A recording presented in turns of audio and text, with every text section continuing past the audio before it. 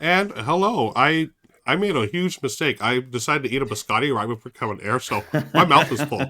Hello, everybody. What Hello, kind of everybody. biscotti, Well, Ruel? you choose, you chew, and I'm gonna do the intros. Hi, everybody. Welcome to the R&R Show. It's me, your host, Chris George, joined by my co-host. Now, I've taken over the airwaves. We have Ray and Ruel, who I hope are doing great. Ruel is full and satisfied and feeling the taste, feeling the great sensations. Taste. Feeling That the feels taste. like a tagline for a snack, for like a really bad snack. Feeling the taste. That's the tagline for this episode. And you know who else is feeling the taste? We've got our special guest, Dr. Steve Finn, joining us. How's it going, Dr. Finn? May I call you Dr. Finn and You not may Steve call for me. the whole episode? You can call me Dr. Finn. I have no problem with that. It all started as a joke, this whole doctor thing, but really? I've come to accept Really? it. Yeah. But yes, you may call me that. Now you are a doctor in real life, aren't you? Right. Well, I have a PhD Mm-hmm. in philosophy. And I always, when I went to colleges, it was, a professor. But I went to University of Toronto, and everybody up there called their professors doctor. Like, I don't know where, do you all in college, did you refer to people as doctor or professor? Because I don't know We if that's were a regional professor. thing. Yeah. Professor for me, I think. Yeah. I don't even know. Well, because I'm in Toronto right now, Steve. Oh. Well, not right now. I'm in Nova Scotia right now, but generally I'm in Toronto. But I went to Windsor, and we still called our professors professor there. Yeah, see, it might have been that I had one professor in particular that wanted to be called doctor. Yeah. I was going to say, for me, it was across the board professor. And then there's always that one who wants to be called doctor. And you're like, well, okay. But yeah, So no, for me, it was I always didn't know if professor. it was because he was Canadian or if it was something else. But so it was, so basically I was like, call me doctor, later. And then people just started calling me Dr. Finn. And so that's where it came from. Nice. That's awesome. I love that it's a self-aware bit that if you aren't aware of it, people will be like, it's one of those bits where you always have to qualify. It's like, listen, I know, Yeah. but it's funny, and it is very funny when you explain it. It's interesting. People in chat, I thought people in chat were going to be much more, because I've always just gone with professor, and it seems like that's kind of the consensus on this call as well. But several people in chat said that they always do doctor. So I wonder if it is like, there has to be some sort of pattern to where that pops up. Mhm. Yeah, I don't know what it is. I don't know if it's Interesting. regional, if it's by school, if it's Yeah. by individual professor, or whatever. There's something to look into. Someone else can look into that to let me know. Yeah. I think it's like, it's someone who's like, listen, I put in the years, okay? I got this title, and god dang, I'm gonna use it. Yeah. I mean, I get it. If you have a PhD, I mean, I'm not gonna begrudge you for wanting to call yourself doctor, Yes. for sure. Yeah. But that's cool. You were mentioning in the pre-show that you're still active. Are you still actively a professor, or you were recently? Are you still? I am a professor. That's my Very real cool. job. Yes. Well, mostly I am I'm an administrator Oh, in a cool. university, but I do teach. I do have one section of introduction of philosophy. Very cool. Where can people go to sign up for your philosophy courses? Well, it'd be interesting if you signed up. You might not be ready to do this because it's a military academy. Oh. So it's West Point, and you would have to commit to 6 years in the Army. Oh wow. If you to take my course, that's how good it is. You have That's to how good spend it 6 is. years You got in the Army. Yeah, you got to really make the commitment. That's how it weeds out the people who are really there to see you, or Yeah. just from the riffraff, right? That's right. That's right. That's true. I mean, hey, it's a big commitment, but I heard your course is that good. Yeah. Well, I've gotten a lot of what is it? It's the chili peppers or whatever it is on. Oh, yeah. Rate my professor. Rate my professor. Yeah. Oh, I used to live actually and die don't by get Rate many My chili Professor. peppers because I don't even know if these cadets ever even go on to rate my professor because they have no choice. They Yeah. can't. It's not Dang. like, hey, I'm going to take Dr. Finn because he has an easy A. No, they can't do that. You're taking this and 6 years of military school. Wow. Where did, so you have a PhD in philosophy and you're a professor. Where did game design come into that? How do you like juggle those two very different careers? Well, I don't juggle them. Fair, In the very sense fair. that they're two very distinct things. Yeah. So on the one hand, I work for the government, hmm and so I just keep that separate because Sure. I don't want to mix up anything. That's why I was almost reluctant to even talk about West Point, but I did. Yeah, fair. So like today, I took leave today so that I make sure that I'm not mixing work with pleasure. But so my life as a game designer is completely outside the scope of my work hours. It's my nighttime and weekend hobby. But where did it came really just from the discovery of games, of Euro games or strategy games, whatever term you like to use to refer to the games that we play. As a kid, with a couple brothers and a sister, we loved games. But these were all just like typical party games, Balderdash, Pictionary, etc. In my 30s, I was living in Seattle. I walked into a game store and I bought Web of Power, which was by Michael Schacht, and because it reminded me of Risk.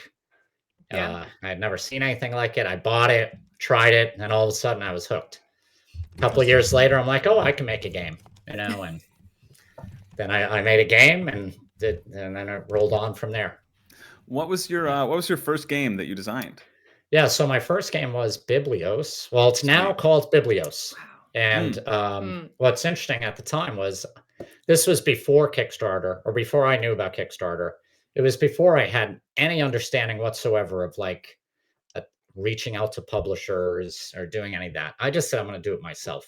So That's awesome. I made 250 copies of a game. I literally made it myself by hand.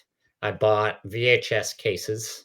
Oh my I gosh. went to a local print store, printed out the cover, slid it in the plastic case. I discovered a method from a print shop. I discovered a method for getting my cards die cut. So I didn't order them. I actually made the cards myself.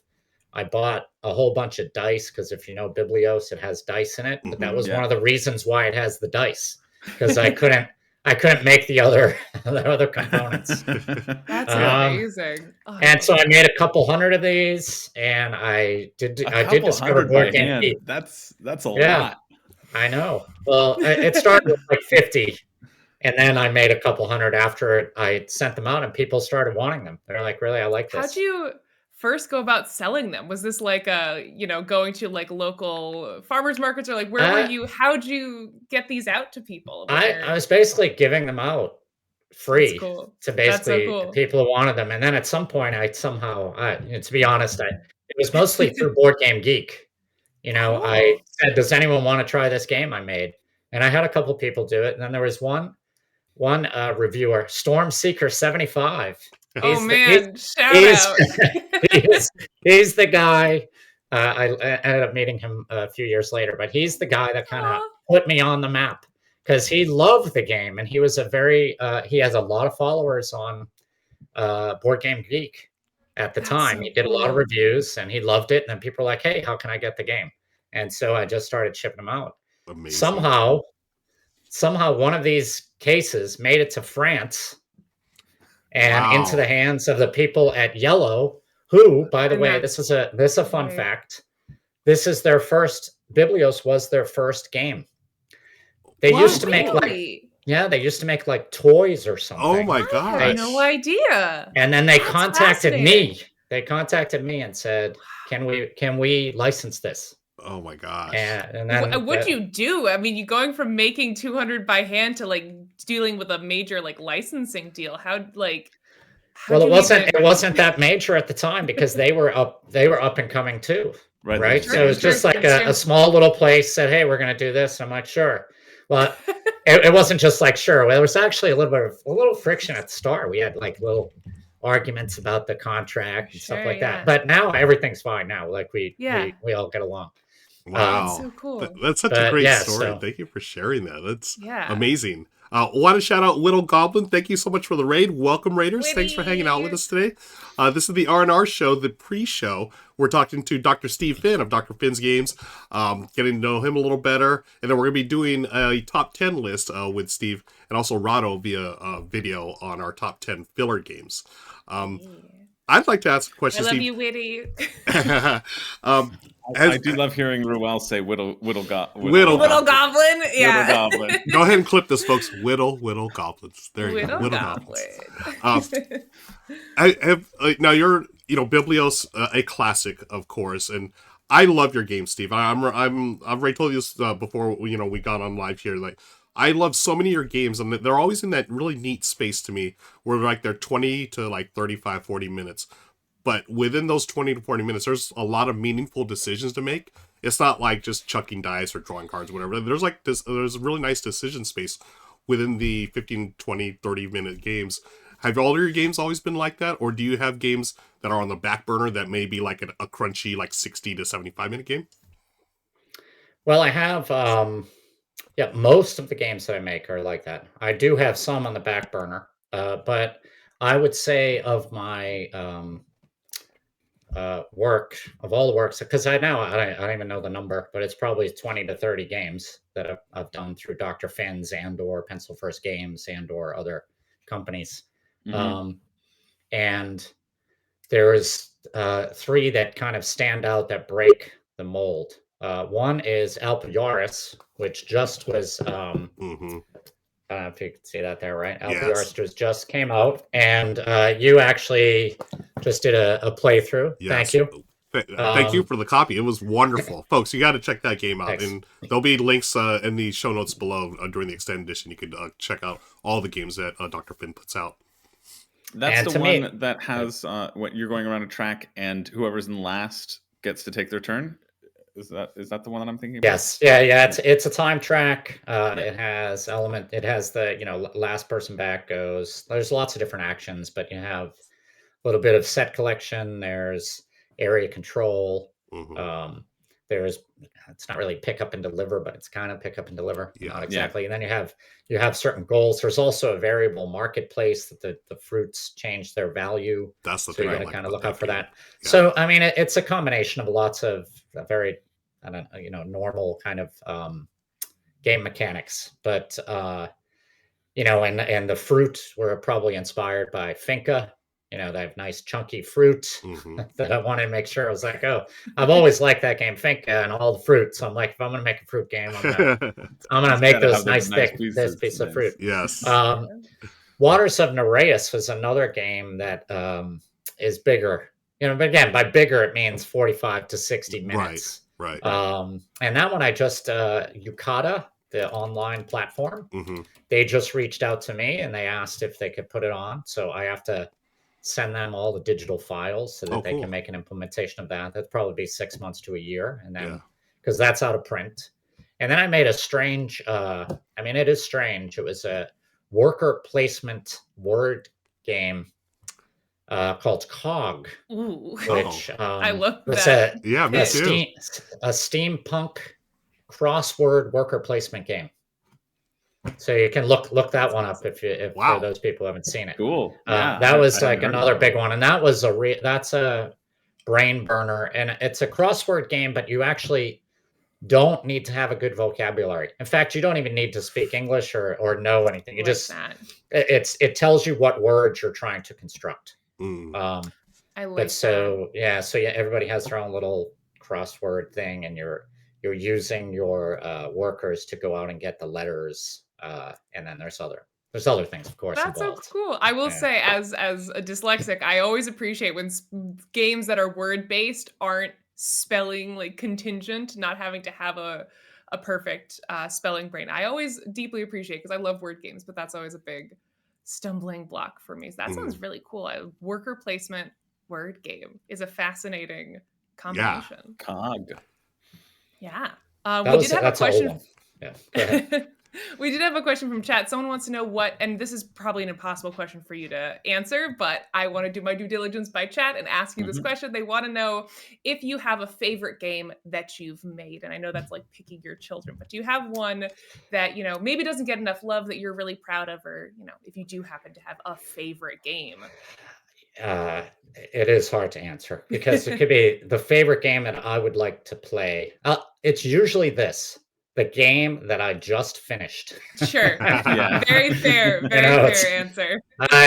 I really liked it. No, well, there's some games like there's that I look at as, say, a publisher, where I say, this game I nailed. I got the art right. I got the components right. I didn't make any mistakes in the rules. It's a really good game. Alpiaris and Waters of Nereus, I think, fit those. I believe that those two games, as far as production value goes, I did it right. I hired the right artist. Beth Sobel did Waters of Nereus. Love Beth Can't Sobel. go wrong. Aussie Haikala, I believe I never actually pronounced his name, but he's done a number of games for me. He's awesome too.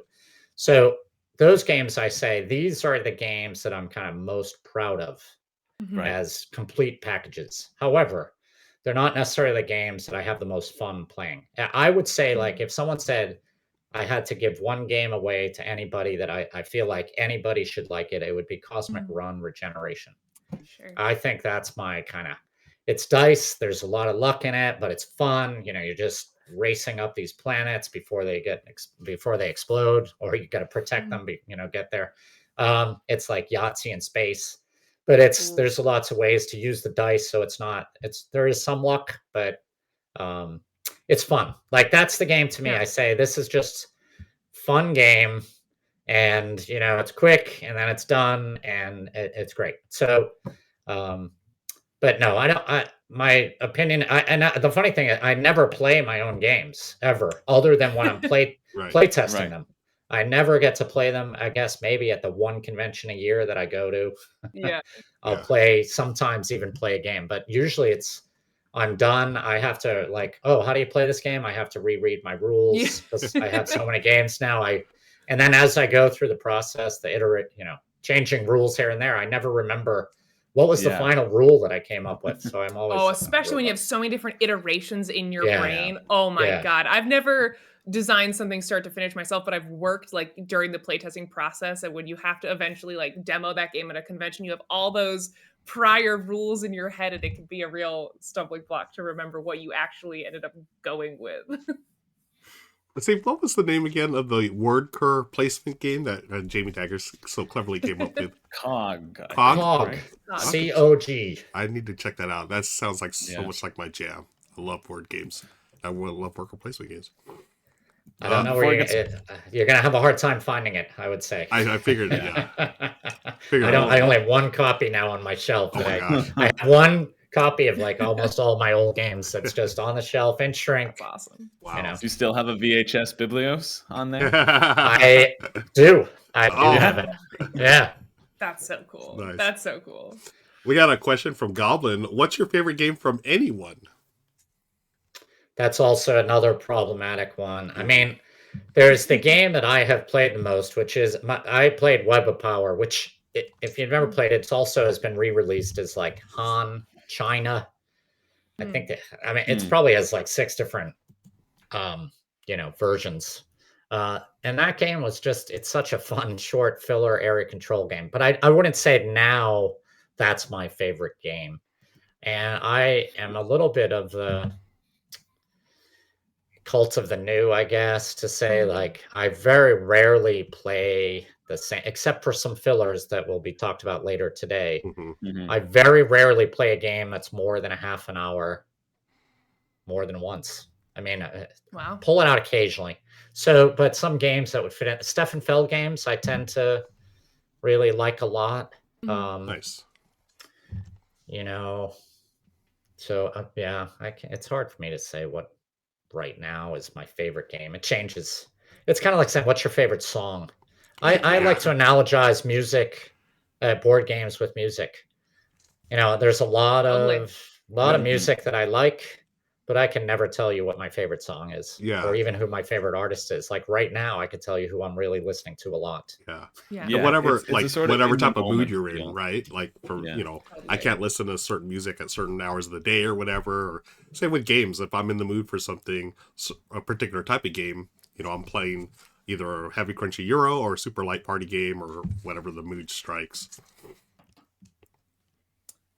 Yeah, I think that's why filler games is such an interesting list too, because I even talking to some of my friends recently who are my like big heavy Eurogamer friends, they've been having the last few months, they're like so burnt out, they're like, yeah, I'm not playing a 2-hour game. Yeah. You know what I mean? Like I just don't have the time, I don't have the mental space, and being able to just pull out something that's nice, calming, simple, like Mhm. easy to get to the table. I think there's extreme value in that too.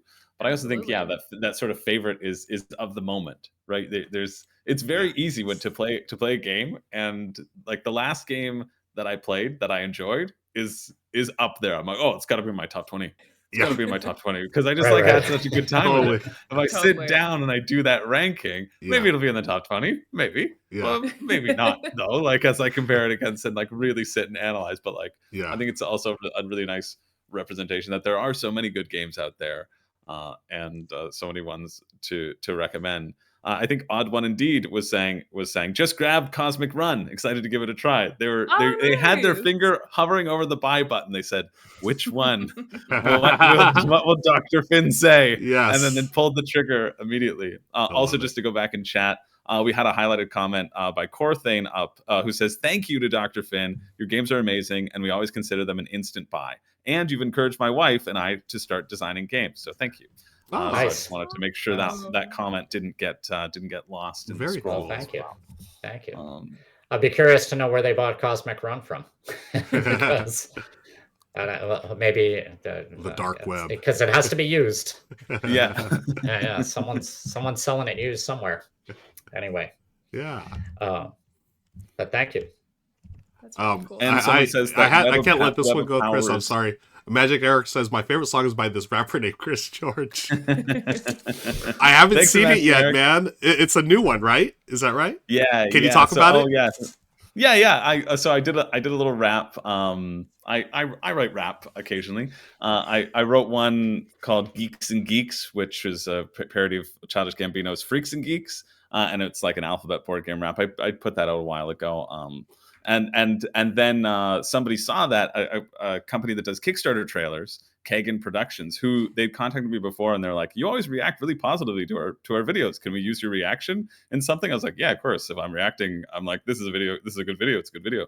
And they said, "Oh, we also really liked your board game rap. Do you want to write a rap for our show reel?" So like they took all the games that they had worked on, and they're like, "Here are all the games that we work on. Here is approximately how often we want them featured. Here's a beat, go nuts." And so I did. So I went nuts. I went through all the Kickstarter trailers. I looked at like what words pop out on the screen, how many images I can blend in.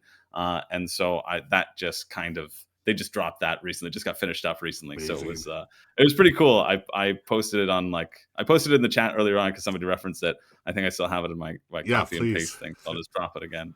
Awesome. But yeah, it was a fun one. I've seen those. I like working on stuff and doing like wordplay and music, and it Amazing. was fun to do it and then pass it off and have somebody edit the video too, because then I didn't have to edit the video, which was great. I was just like, hey, this image, this image, this image, this is what I'm thinking about here, this is what I'm thinking about here, as like putting it together visually in my mind, and I was like, go fill out the rest. So thanks, Imaginaric, for that shout out for for the music. I had great. fun with it. So cool. Love it. Yeah.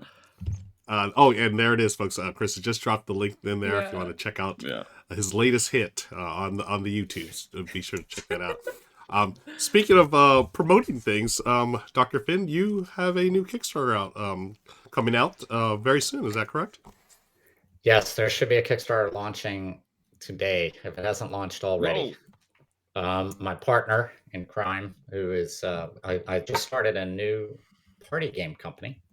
So never made a party game before. Cool. Oh, And, exciting. So our company is called Pipnetic. Netic, And okay. I could tell you the background of that if you needed. Absolutely. If you need to know. Please You do. want to know? All right, sure. 100%. So my friend Zach Guido, he is a puzzle book maker.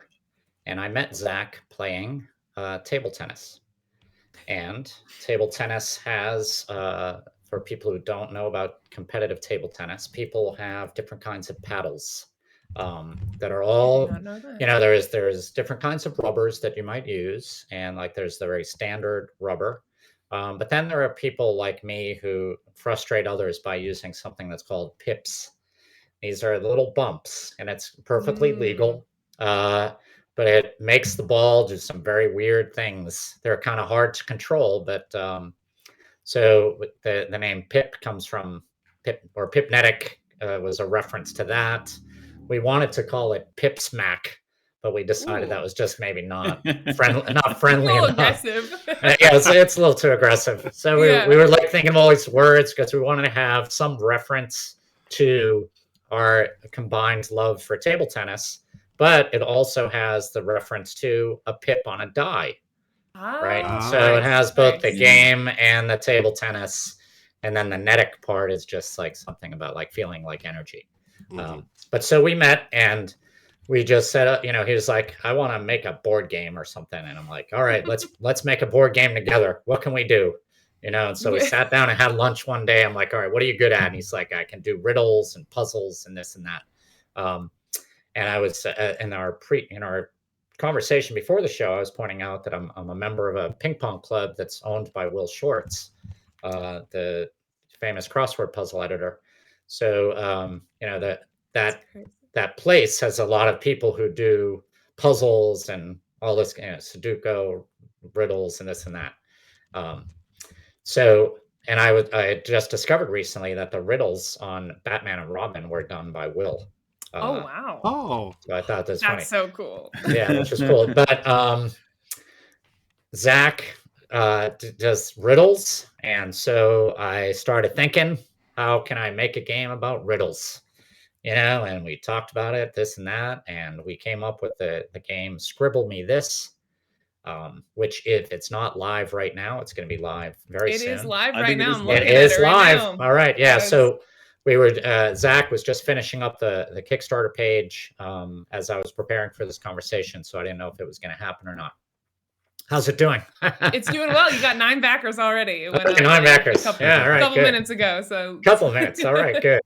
So hopefully you'll get a few more. But the basic idea of this game, it's a very simple, fun game. Oh, yes.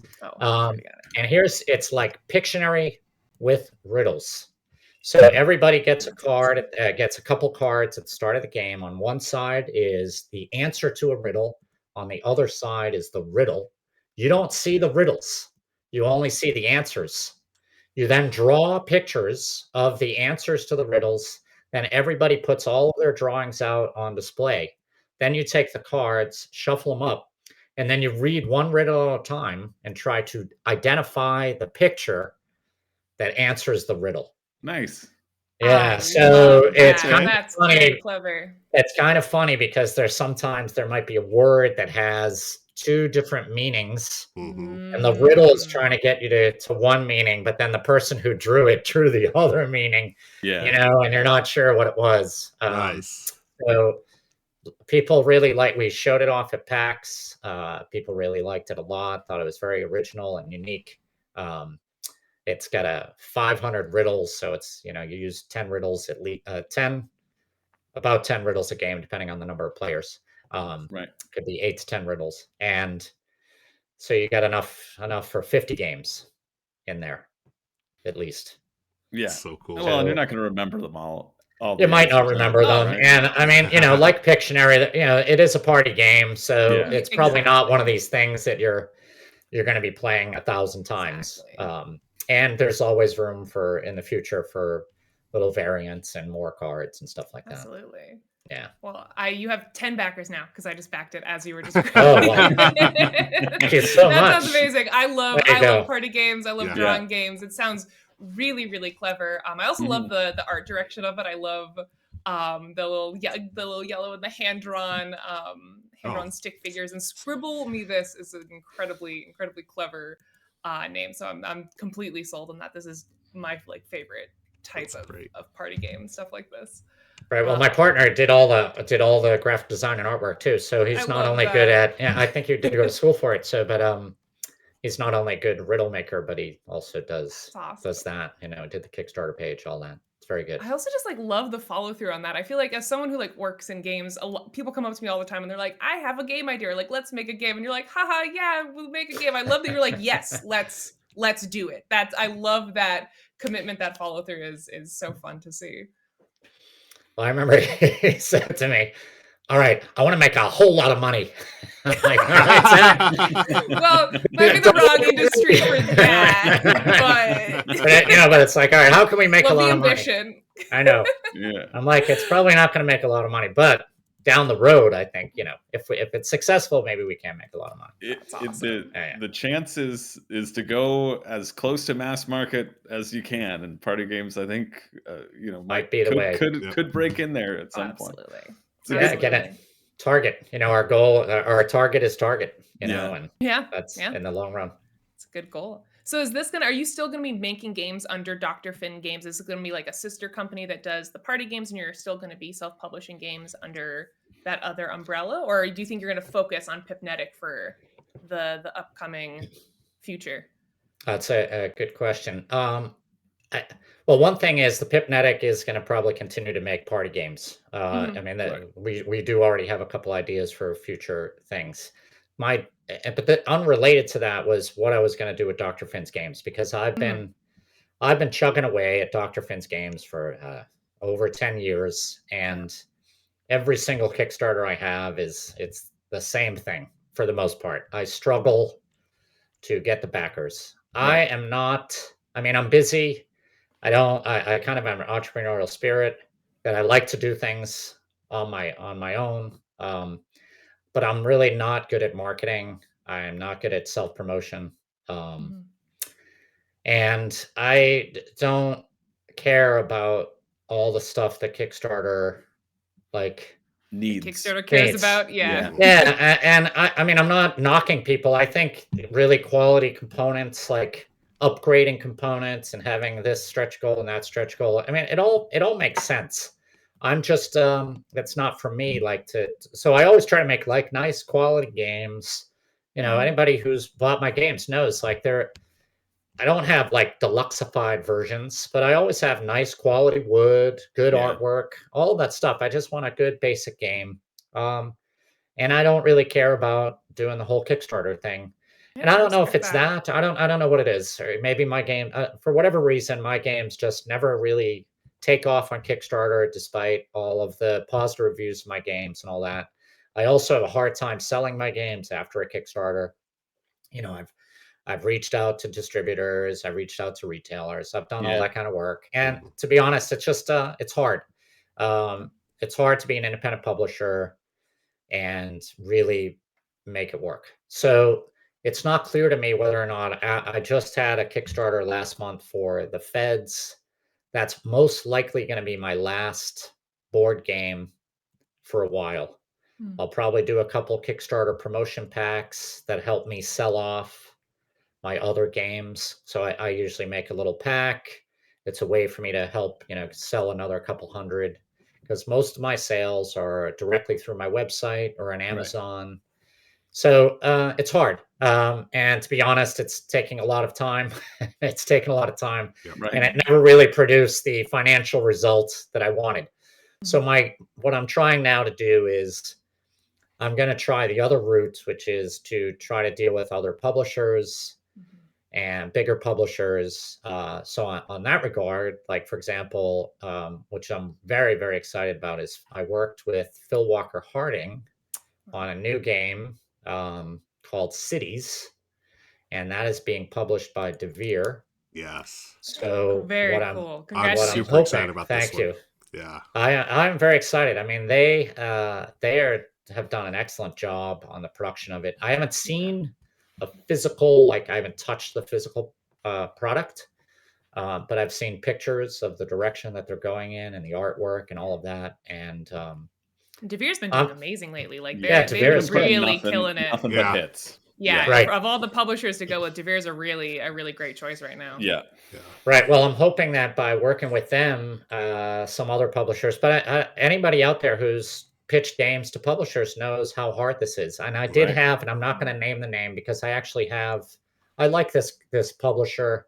There was another large publisher that signed contracts with me for 3 games. Wow. And then they backed out of all 3 contracts. Oh. And there was a penalty, so I got paid some money for that, but I mean, Right. it was negligible.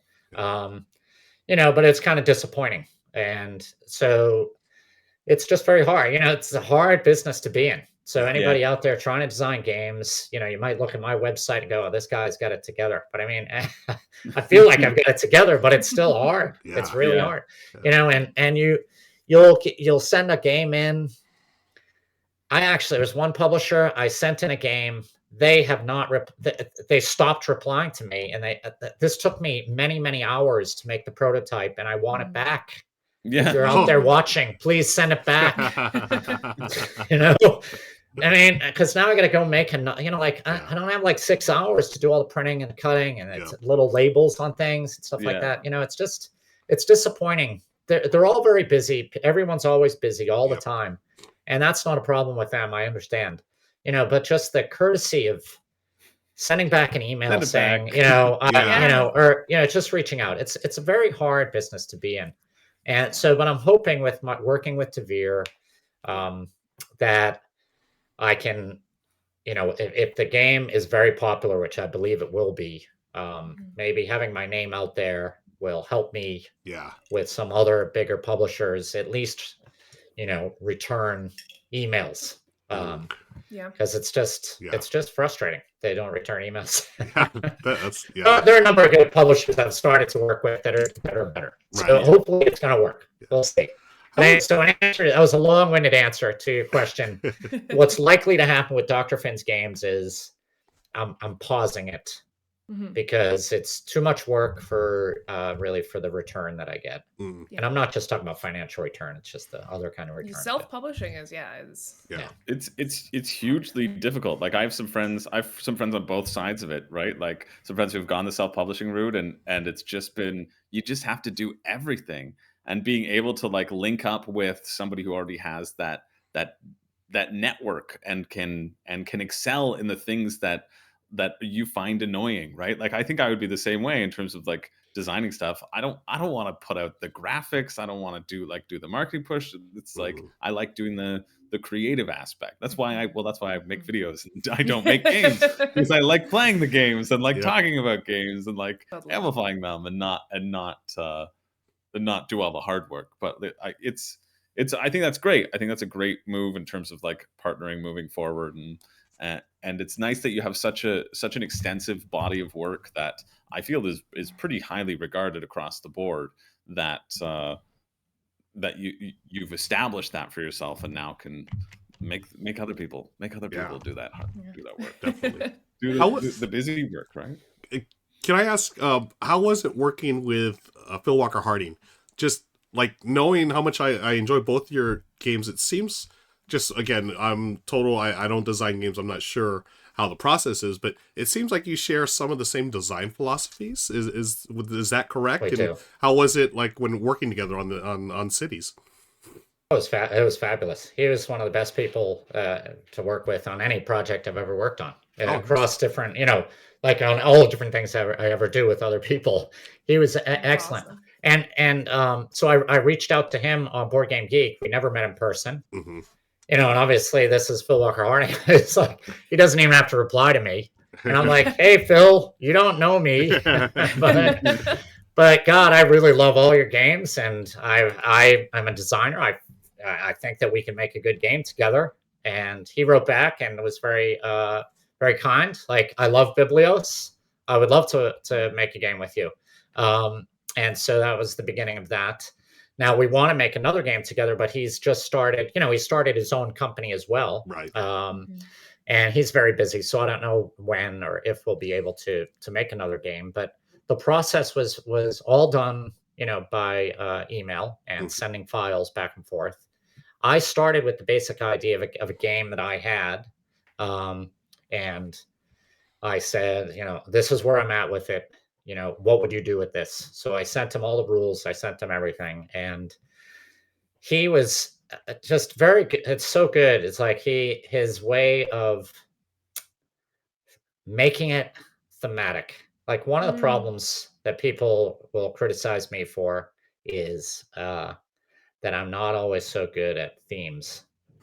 Now I have, you look across my different works, I have a lot of very interesting themes, but when you actually play the games, I'm very mechanics oriented. And so even though Cities is still just a very simple, it's very in line with all the kinds of games I make, he was able to like turn it just enough to add in different kinds of scoring features and then the names of different kinds of things he decided to add and different goals. So he would say, here are the different things that I might do with this. And then he sent it back to me. And then I'm like, God, this is great. I love this. So cool. And then it was just like a couple little tweaks. And then, so we're kind of this process of sending little tweaks back and forth. But the basics of the game were solidified probably right after he got it and sent back his suggestions. Cause he brought an idea of a game that I had, which had all the things kind of there,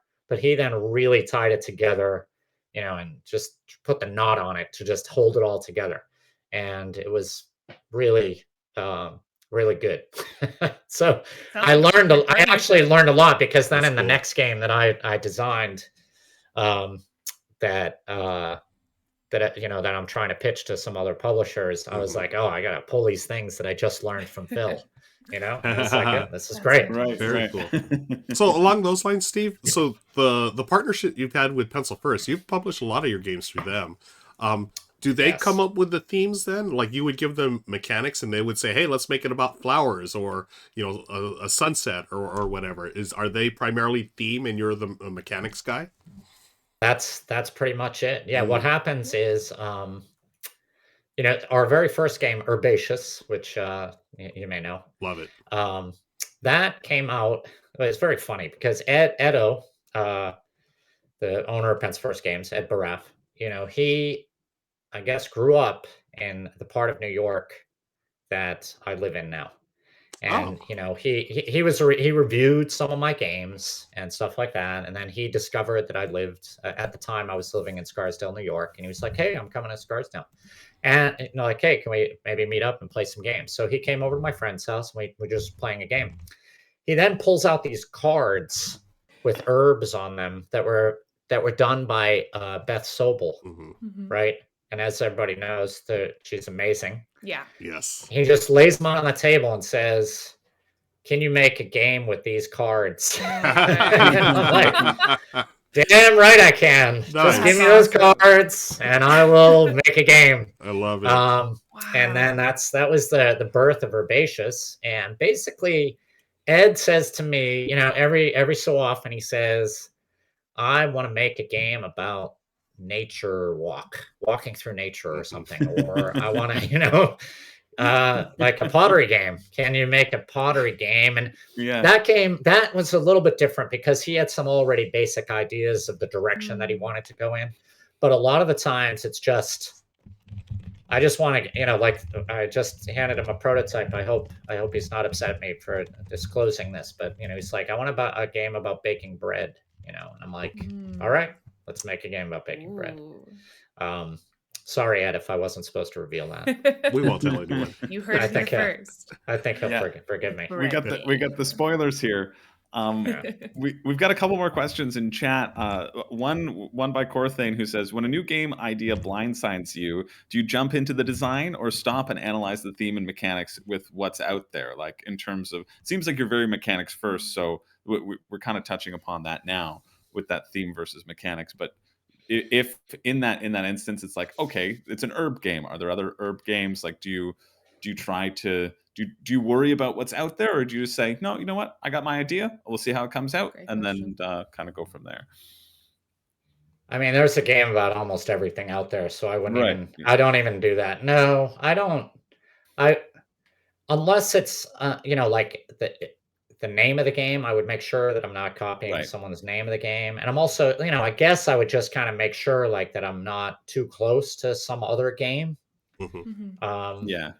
But usually I don't do any of that kind of research. I play not as much now, but I have a lot of games. I just, as many of you might have, a lot of games. All the Calyx, Yeah. are filled. I've got games in the basement. I've got games in the attic. Oh yeah. They're overflowing everywhere. And in the end, I take a view like that. There's really not that much original about any of the things that we're doing. Someone every so often comes up with like the thing, and then everybody else like me just takes all the things, right? People would say about teaching, because I'm a teacher, like being a good teacher is just being a good thief, because you're basically just stealing things from other people. And so I just steal ideas all the time from other people. I don't think that's giving yourself enough credit. I agree.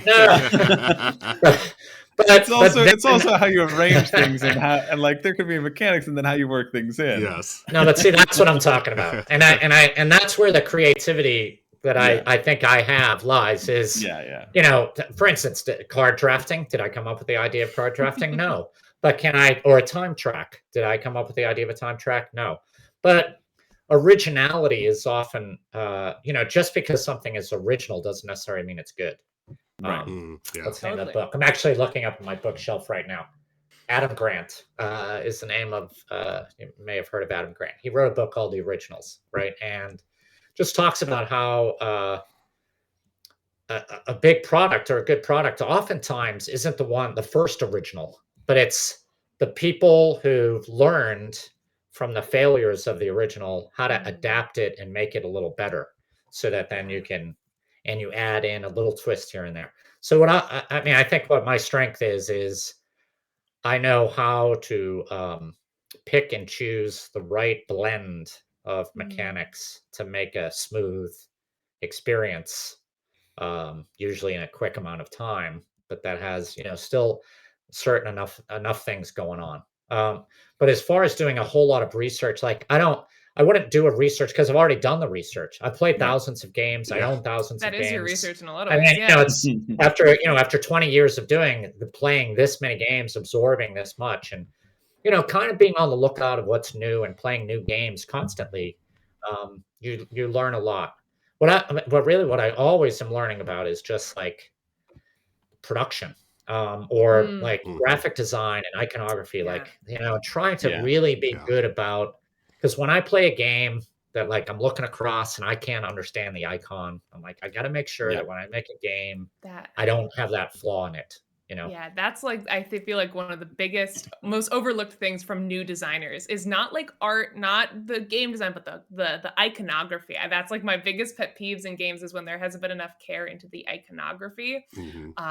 So yeah, no, I definitely appreciate that. That can always be better. Iconography can always be more clear, always be better. Agreed. But yeah, I know I love what you said about how it's so hard to continue to make new things in a hobby like this. Like at some point, we mentioned cult of the new, right? And I feel like a lot of times, again, new designers fall into the trap of, I have to do something totally new that's gimmicky, that's never been done before. But there absolutely is something to be said for iteration and taking inspiration from classics and pulling them together and making it better. I think that's a completely like valid way to go about game design. It doesn't always have to be something shiny and new, because at some point, everything has been done to some degree, and we just have to focus on making it better. So I love that. That's right. Well, that said, I will, of course, contradict myself almost immediately. And that is, I had just developed a component that I don't think has ever been in any other game. And I'm not going to say what it is, because I've sent it off to the publisher. All right. And I had a large edible loaf of bread. Oh, boy. It has nothing to do with the bread game. That's cool. Yeah, the physicality of games, there is always a new way to approach that for sure. So that's exciting. And I think I'm very excited about it. I hope they like it. We talked about it. I'm like, this has a gimmick in it.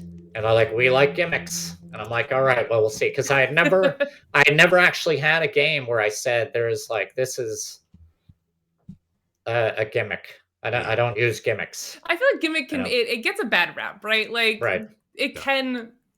It's not always a bad thing. I'm very excited to learn what this gimmick is. I don't want to speak to it because I don't know what it is. But I feel like gimmick Same has here. a negative connotation to it, and it's not always. Yeah, a bad there thing, can be so a positive to it for sure, right? Like Absolutely. you want a little gimmick in your game because it makes it stand out, makes it Yeah. makes it a little bit more unique, and makes it a bit different. I Absolutely. feel like we're closing in on having to start our Yes. top 10 list, Thank but there are Chris. just like a couple more questions in the chat. Which one I'm very interested about. Goblin asks who your favorite philosopher is. And then also I'm gonna ask both questions at once. And then Steven, your mechanics first design, do you create a math model behind the game for costs and value of items within the game? Talking about that like component forward thinking as well. But first, so answer them in whatever preference of your choice. And all right. Favorite philosopher is probably Socrates, because he doesn't profess to know anything. I like that. Nice. His main thing is he goes around and questions people, makes people think. Yeah. But yet, I don't actually, like, as far as what I actually believe, I'd probably be, but not who I studied, would be David Hume. He's a skeptic philosopher. I'm a very skeptical person, and I am very, people who are very firm in their beliefs about something I guess that's what ties these two philosophers together. Mhm. I don't like being really firm. I mean, I have very strong like political views, but underneath I recognize that I could be wrong. So I think it's important. I think it's important to be skeptical of knowledge claims. Then the other question was about, sorry, remind me, mechanics? Yeah, do you create a math model behind your game for costs and values of items within the game? Like how much do you think about the components and while you're designing the game, I think like that component forward thinking. Well, as a self-publisher, I often am thinking about those things. Absolutely. And now, having pitched a couple games to people, I have to be even more aware of it because I will go ahead and I'll publish a game knowing that I'm really not going to make money. That's ultimately, I'm like, all right, I'm not really going to make money. I like this game. I want people to have it. And yeah, sure, maybe I'll make a couple $1,000s. Who knows? Maybe I'm going to lose money, but I don't care because it's a fun game. I like it. I want to have these things in it. But it's also part of why I really don't have a lot of big games because that's just, it's too much. The weight of the game. What I think most about, this is probably the part that people be like, what? The thing that I think the most about is shipping. Shipping costs. That's me too. What size Speaking box? language, Steve. Right. What size box can this fit into and then be shipped for a certain amount of money? Right. So when you think about costs, shipping is just enormous price that's just people don't recognize. And as far as like components go, like I just made a game, or not made a game. I have a game that I've been pitching to people. It has 120 dice in it. And they're like, oh, nope, God. No, nope, we're not interested. No interest in your game. So I'm like, all right. I'm like, but wait, there's games out there that have a lot of dice, like Race to the Galaxy has a lot of dice, right? And and they don't have to be big dice; they can be small dice. But people are not interested. They don't want to know. So I cut it down to 72, and I'm going to see if that will help. I had to change the rules of the game in order to accommodate this.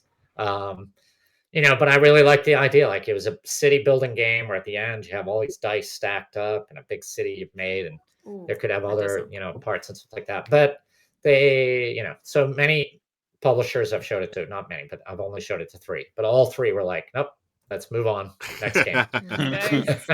Nice. So it does matter. Thinking about components and costs. Absolutely. Yeah. Want to shout out our friend M Peoples for the raid. Thank you. Welcome, Raiders. Good to see you all here. See Rolling Reggie, Duchess, all kinds of friends. M Peoples, thank you so much for the raid. We're just wrapping up the pre-show. And Chris, thank you for the celebration balloons. Always good to see you. I got it for the raid. Forgot I could do it. We're wrapping up the pre-show. We are hanging out with Steve Finn, Dr. Finn's Games, and also Pipnetic. You can find the link to his new game and new company right there in the chat right there, folks. Kickstarter just went live a little while ago. And we're going to be talking about our top 10 filler games. This is a topic near and dear to my heart. I love filler games, as we all do, I think. This can be a fun list. So hang out with us. We record this for YouTube, so we're just going to be focusing on our conversation, but immediately afterwards, we're going to hang out with you all, answer any questions, and Richard's also got a post video, too, where we're going to talk about the games that didn't make our list today. So, and I've been having so much fun hanging out with chat that I'm going to really speed through my picks and not talk as long as I do. It's filler games. You don't have to explain a large game. We'll have time for a post show, I think. There you go, folks. Let's get it. Very nice. Okay. Let me make sure here. Am I forgetting anything, Chris? I know I asked you. Did I ask you to do something earlier? No. That was before. No, you did ask me to say on screen how handsome you are and to make it sound organic. So do you want that to happen now, or is that like a later thing? Right now. Okay, yeah. Before we start though, Ruel, I just want to say you're looking so incredibly handsome today. I just was struck with that feeling. Thank you, Chris. That's so kind of you to say. No problem. I'm really appreciating you sharing your feelings. It's always good to say it when you think it. So unprompted, and I just want you to know. I appreciate that, Chris. Folks, you're going to be seeing much more of this wackiness as the show continues. But again, if we get rated, just let the raters know that we're going to be hanging out recording this for YouTube, and we'll be hanging out with you all in just a few at the end here. Steve, Chris, and Ray, are we ready to go? Let's do it. Let's roll. I think so. Okay, real quick. Phone says Ray's shirt needs a shout out. Ray, I see Night. Yeah. I don't see the rest of it.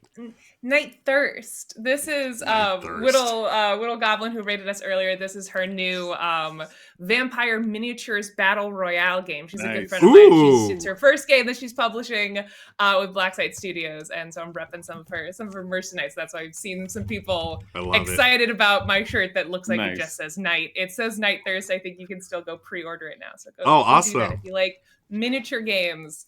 It's called Night Thirst by Whittle Goblin. Very nice. Thank you for that. By the way, Battle Royale, folks, y'all have avatars here. If you don't have an avatar, you can get one by subscribing to the channel. If you subscribe to the channel, you get all kinds of cool Rado perks, including discounts on merch, a secret playlist that's only available to subscribers, and you get to Battle Royale, what we're doing right now. So one of y'all are going to win and be able to level up your character.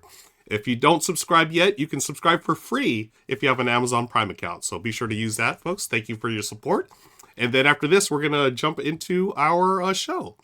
So let's see who's winning right now. I see Corthane, Goblin. That's true. Night Thirst equals what my kids get immediately after being told it's time for bed. That's Imaginaric says that, yeah. I love Night Thirst sounds great. I love all games that begin with night. Yes. Just panapplicably. Or thirst.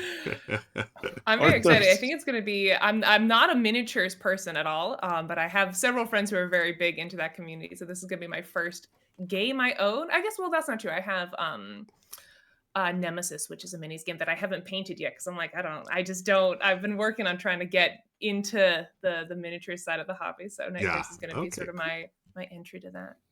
Nice. And we have a winner. Our winner of today's Battle Royale is Corthane. Corthane. Congrats, Corthane.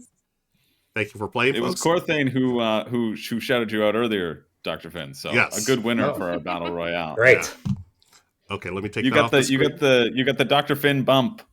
Dr. Finn was above throwing you down health packs. Yeah. Okay, friends, here we go. Got it all set up. We are good to go. Let me make sure I got this lined up. Yes. And then our first game is this one. So Crystal, you'll start, then Ray. I'm ready to start. I'm excited. And then me, then Steve. I've got an obscure pick for my first one, and I guess I'll talk about it when we start the. I'm not gonna lie. I took a little look at this. It is. I have no idea what this is. So I'm looking forward to this, Chris. Okay, here we go. Let me go to this screen. Where is that? Okay. Hey everybody, welcome to the R&R Show episode 84. And here we are, folks. I'm Ruel Gaviola, joined as always by my co-hosts Chris and Ray, and we've got a very special guest, Dr. Steve Finn of Dr. Finn's Games, and also Pip Nedick. His new company has released a new game called Scribble Me This, and you can click the show notes below to check out the link to that Kickstarter. Dr. Finn, Steve, thank you so much for joining us. It's good to see you here. Thanks for having me. All It's right. a pleasure. This is a really fun topic that we have today. I love filler games. These are the games that for me, my definitions plays in about 10 to 30, 35 minutes or so, usually in a smaller box. And these are the games I'm going to play a lot with my family who are more casual gamers. They're just really easy to get to the table, but I really enjoy this. I don't know. It's one of those things where I love my crunchy Euros, but I love the fact that I can do like 5 games in the time of one as well. That's always an appeal. Chris, Ray, anything to say before we get to our list here? I had to physically restrain myself from putting party games on this list, and I messaged Ruel and Chris this in the middle of the night. I was like, I can't. You need to tell me I can't put party games on this list, or that's what this entire list will be. I love party games, and every time I was like, what would I, if I had 10 minutes, what would I play? And it was like, that's not a hat. It's all party games I've already talked about. Yep. Yeah. So I held myself back. I have picked short strategy games that you can play in under 20 minutes. That's my disclaimer, is that I think there are other games that kind of fit those parameters, but I tried to focus on like more strategy based games because there are light party games, but I do kind of feel like that's a slightly different category. So I did my best. I think it is. Doing these I think it is. And we've already had that. Yeah. We've already had that. We did already do too, top. Right? We already did the top party games. That's why I was like, I gotta try to narrow this down. I made sure that there wasn't any crossover from that one. And for me, I just thought about the shorter games that I enjoy. And once I started the list, I was like, oh, there's that. Oh, there's that. Oh, that one too. There's so many. It was so easy to create like a huge list. And we're only going to have 2 submissions in each one of these to make a top 10 because that's 4 and it's Rado as well. So it's really tough getting some in. And so I opted for an obscure pick for my first one, which I'm excited to talk about. Nice. And then I also made sure to not put Biblios on the list to slight our guest, Steve Finn. Biblios is a game that I love, and I really was like this close to putting it on, and then I thought, oh, well, people think I'm not being genuine. Do people think I'm just sucking up? I went through this whole thing. I was like, but I really want it on the list. So it's our 11. I'm declaring it. It's honorable 11. Our shout out, and of course we're gonna have I'm leaving. Stay there. I'm done. Dang it! I knew I should have put it. It's an honorable number 0. It's number 0. That's so great. I was thinking the same thing when putting together my list, and we'll get to the list real soon here. I could have easily filled out a top 5 just with Steve Finn games, honestly. I love your games, but I was, again, trying to go beyond that, and we'll see as we get to the list here. So why don't we kick things off with our top 10 filler games? Chris, you're going to lead the way with number 10. Sure. I'm very excited about number 10. Ray has set the standard in these lists of picking obscure games. And so I was like, okay, I got to go and get this obscure one. This is a game that I purchased on Kickstarter. I don't back a lot of Kickstarters, but this one was really cheap, small box. It was like $15, and then there was shipping as well. But I was like, it looked really cool. It's called Broken and Beautiful, a game about kintsugi. And I really like it. It plays exactly how I was expecting it to play, and that's kind of like a Sushi Go style game. It's set collection where you can break your pots. You can smash them on the ground, and then you can reform them together in the art of kintsugi, which is putting back together what is broken, and then they are worth more points. And so if they're smashed at the end of the game, they're not worth anything because then they're just a pile of rubble. But you can use gold that you've collected to flip over your card and make it worth more points. It's really neat. And you just deal out a number of cards equal to the number of players plus 1, well, times 2 plus 1, because you're going to snake draft and each grab 2 cards. There's going to be 1 card left over in the middle, and that is what breaks. So if anybody has that type, everything around the table sort of breaks, and then you have to use gold that you've collected to form it together. Plays super quick. You just do a bunch around till the deck's empty, then you score up points, see what you can get. Very simple. It was a great deal on Kickstarter. I'm sure they made $0. I'm sure they made negative dollars, and those are the sorts of games that I love to see. People making $0. No, but yeah, it was. I thought it looked really slick, simple, and it plays exactly how I was hoping it to play. And so that's why I wanted to give it a shout out here. I thought it was pretty nice. I believe the designer's name is Jeff Tidball, if I'm remembering correctly. And if I'm not, it is now. Congratulations on your new name, Jeff.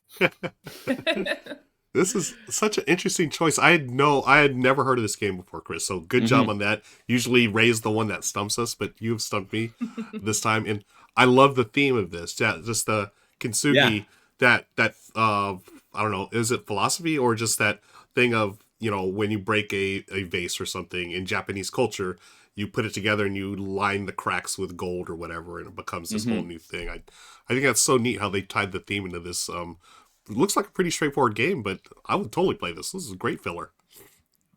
Yeah, very straightforward. It's exactly how I just described. You can play right now.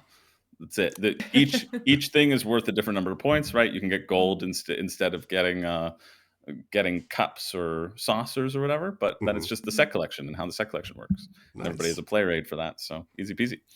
Very cool. That's awesome. Just a shout out real quick to TMJ Productions for that video. Thank you, TMJ Productions, for letting us use that. I'm sorry, go ahead, Ray. I was just going to say, I remember seeing this when it was on Kickstarter. I don't know. I think I sometimes just get Kickstarter fatigue. I get overwhelmed by how many options there are. But I remember being absolutely just enchanted by the theme of this game. I'm such a theme forward person. I think it's such a beautiful concept for a game. I love that theme of putting it back together and making it more beautiful than it was. It's a beautiful backdrop for a simple game. So maybe I'll have to go back and get it because I never ended up backing it. So I've got to go back and get it. There you go. Yeah, I totally want to get it now. So that's a great job, Chris. You've sold me just like that. It's got a copy sold. But Ray had heard of it before, so I know you didn't quite get me. I had heard of this before. Steve, had you heard of this one before? I had not heard of it, but I have to say that I really like the theme too. I think that's really cool. Yeah. Cool. Okay. All right, I got two. At least I got two of you. Yeah, got two of us. And let's move on to our number 9 now. Thank you for that, Chris. Ray, you've got our number 9 this time. All right. Well, yeah. So breaking from tradition, I'm not talking about something no one's ever heard of. I'm talking about something probably everyone has heard of, which is the hot card or hand shedding game Scout from Oink Games. It was nominated for a Spiel Award. I don't think it needs much of an introduction, but if you by any chance have not heard about Scout, it's just a fantastic little card game. It comes in that iconic little Oink box, which is one of the things that I think is really good to see in a filler game, that it can like literally fill the space in your bag or whatever. If you're like, one more little game, you can always find space in your bag for an Oink game.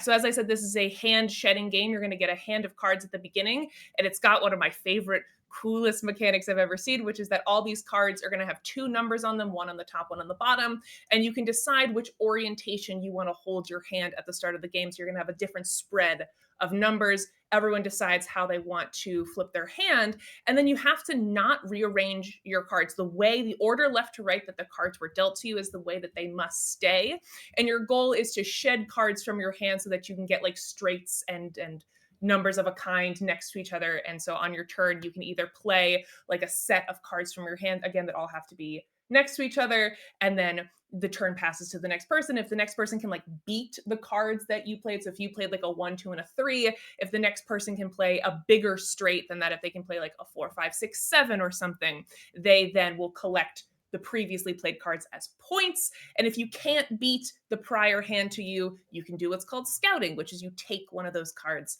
from that hand that you can't beat and you add it to your own hand. And there's a nice bit of strategy where you can delay playing cards to try to fiddle with your hand to get a really good set of cards that you can play all at once and like no one can beat it. But then of course, if the game ends before you get to do that, you get stuck with negative points for all the cards left in your hand. So there's like a little bit of push your luck, fun little hand management game. I think the flipping of the cards is really, really clever. That's Scout. Again, it was really hot when this came out, especially with that Spiel nomination.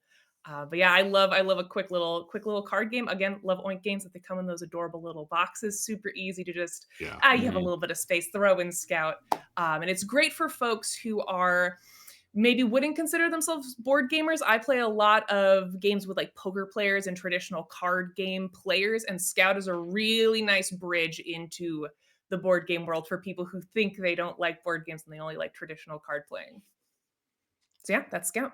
Nice. Scout and Show. Yeah, That's Scout and Show. it's the one thing you get to do. I just started the last time I played Scout. I started singing that every time I did it, and it was very I fun bet that to was do. delightful. Yeah, it was. I'm Everybody sure around the everyone table loved that. loved it. They Never got loved old. it. Didn't get old once, so it's pretty No. good. Well, because the game finishes before it could get old. There you go. I'm glad you talked about the bridge between like let's say poker players in this game, Ray, because this has that same mechanic as Bonanza, where whatever cards you get, you have to hold it in your hand the way it is. You cannot like shuffle cards around. That drives me crazy because I'm a poker player. I always want to put cards in numerical order by suit. But you also pointed out Scout does it in a way where you have the two numbers, so you can flip cards around. You can flip your hand around, and there are strategic decisions on like how you're going to play it and shed those cards. And I like this 100 times better than Bonanza. And Bonanza, again, it's a very influential game. Uwe Rosenberg, whatever. But Scout, for me, I would pick this 9 times out of 10. Well, no, I'd pick this game to play over Bonanza every day of the week plus twice on Sunday. Yeah. I really enjoy Scout. It's a terrific game. Yeah. Good choice. Yeah, absolutely. Quick question, because I never played it. Yeah, I know. I've been a little busy, so I'm not up to date with all the newest games. And the game design, yeah. But when you arrange it, the decision to use the card, which side of the card is that made at the start, or when you come to the game you can't flip it over? Okay. Nope. Yeah. Yep. Yeah, that's so nice. there's that stress of which one do you do, and it's almost always bad both ways when you start. But you can do this sort of the other thing that I like is there's a little bit of a spatial puzzle of trying to, if you have like maybe 2 pairs of 8s, but they're on opposite sides of your hand, trying to shed the cards in between them so that you can bring those cards together so that you can play 4 8s. Like that's very almost visual and very satisfying, which you don't usually see in a card game, and it's such a satisfying mechanic. I just like dual use cards. Yeah. Absolutely. Because it's it's a good way to throw a decision in there without as many components. Absolutely. That's right. Especially true. It eliminates what could be a frustrating randomness, right? Like some person happens to get an amazing hand, one person doesn't. It gives you a little sense of agency at the beginning, so that bad draw doesn't feel quite as bad as it otherwise could. Agreed. Cool. Yeah. Awesome. Great. That's Thank a great you, Ray, point about the components as well, Steve. For those of you who missed it, we also have a extended edition where you can see the whole conversation, the pre-show, just us hanging out, asking Dr. Finn a bunch about game design, and it was almost so much fun that we didn't even start this list. We're starting it later, so that should tell you something. Yeah, it's a great one, folks. So be sure to click on the link below for the extended edition. Why don't we move on to our number 8? It's going to fall to me this time. My number 8 is a game that I absolutely adore, and it's mainly it's a component thing for me, folks. The number 8 on our combined list of top filler games is Draftosaurus. I mean, holding little dino meeples in your hands, that's like one of the greatest things ever, in my opinion. I love this game, and it's really easy to get into, very easy to teach people. It's set collection at its heart. You have different dinos. They have different areas where they're gonna go on your board, your player board. Richard here is playing 2 players, him and Jen. So you roll a die that's going to determine where you can place your dinosaurs. Now the active player can ignore that restriction, but the other players can't. So you draft one of your dinos. You start with a handful of dino meeples. It's so cool. You drop it into one section. Then you pass the die, and you're going to pass your dinos to the next player. You do that for, I think it's 3 rounds, and you score, whoever scores the most points wins. The different areas on the map score differently. So one section you want all dinos that are the same. Another you want different dinos. Another you want a pair. Another, you want the most of and whatnot. And then finally you have the awesome T-Rex. And we all know the T-Rex rules, so the T-Rex will, I think, doubles your points or gets you extra points wherever the T-Rex is. But this is such a fun one. I love dino meeples. What can I say? So that's our number 8, Draftosaurus. Yeah, the satisfying components. Talking about like the gimmick of the game, Yeah. right? The Dino Meeples really elevate that drafting element to make it feel unique and to make it feel exciting and to earn its spot on the shelf, right? You want that little twist, and I think Dino Meeples are fun. They're just inherently fun. Who doesn't They want are. that? It's a fact. It's science. Yeah. They're just fun. It is science. Let's turn to our resident doctor. Is it science? Dino Meeples, fun enough. I'm a doctor of philosophy. Don't I talk know, to me but about we're science. not gonna. You're all we've got right now, Steve. Oh, we've got. Well, hopefully you're not going to have a health problem, because I'm certainly not going to be able to help you now. Yeah. Yes. Well, yeah, don't be choking on the Dino Yes. Meeples. That's That's right. Gotta be Yes, careful of watch that. out for that. Okay. So that's our number 8. Let's move on to number 7. Steve, this will be your choice, number 7. Yes. I am going with Las Vegas. Yes. Yes. Love this game. This is a dice game. Now, they did have Las Vegas Royale, Mhm. which was, they added some stuff to it, but I'm very happy with just the basic game. So there are 6 casinos laid out. Everybody has their own set of dice, that, your color dice. I can't recall if it's 6 or 7 dice, but you roll your dice, and it's a very simple game, which is great, because I play this with my mother, and she's 86 when I go down and visit her in Florida. And she loves it. She showed it to her friends. So it's, this is something Awesome. that they can play. Love that. That's really cute. And you just roll your dice, and you then pick one number of the dice shown. And then you have to pick all the dice of that number and put it on one of the 6 casinos, because each casino is numbered from 1 to 6. And you're obviously going to try to win the casino that has the most money. And the way you do that after everybody's placed all their dice. So you roll your dice, you place all of one number, then the next person rolls their dice, they place all of one number, and then you just keep going around, and each turn placing as many dice as you want of one number. And the trick, of course, is that you have to, if I'm going to pick 6, I can't just pick 1 6, but I have to put all the 6s out. So if you put out too many, then you've reduced your power in the future to do that. But if you don't put out enough, other people can kind of compete with you. So you go around and putting out all your dice. And when everybody's done putting out their dice, you look at each casino. And then whoever has the most dice at that casino will win the highest value. Now, some of the casinos might have more than one dollar card. So there might be a second or third place. But so one great thing about this, just how easy it is. The rules are very simple. You can teach people in a couple minutes. There's enough interesting decisions, and there's just the fun of rolling dice. But the best part of the game, like the 2 games that I'm going to talk about, both of them have one little thing that's really cool, and that is if you tie.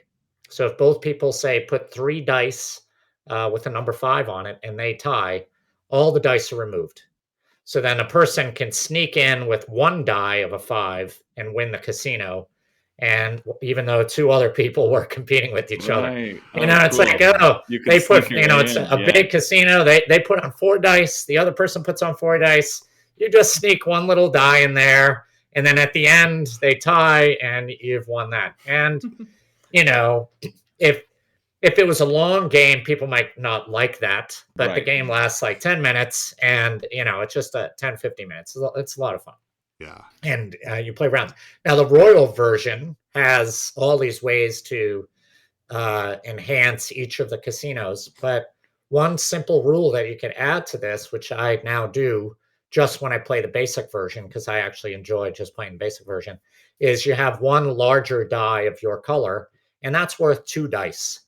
So you roll your dice, and then if you put the big die on, it's just 2. Just a tiny little twist that I really liked in the second version of the game, that could be easily brought over into this. Oh, Nice. I'm gonna have to start doing that. I love Las Vegas, and I also enjoyed Las Vegas Royale, but Steve, I'm like you. I prefer this version just because it's quicker and it's so simple to set up. My family's played a ton of these games. There's always. I'm glad you brought up that moment of like people tie and then someone else just sneaks in. I tend to do that move. I love being the sneaky one, and there's always these shouts of I don't want to say joy, maybe pain when I do it, but it's so much fun. But I like that little variant. I'm gonna have to try that. Just a larger die that's worth 2 dice. That's an interesting twist. Yeah, I've never played it. I've never played this before, but it seems great. I love that everything needs that hook, right? And I'm hooked. I'm hooked with that tying element. I think that's exactly it too. It makes sense that it wouldn't work in a larger game. It could get annoying or frustrating in a larger game or like create Yeah. AT. But in a shorter game where it's just like, oh, this happened, it creates that like little memorable moment that can occur, which I think is something I'm always on the lookout for sure. Yeah, yeah, Okay.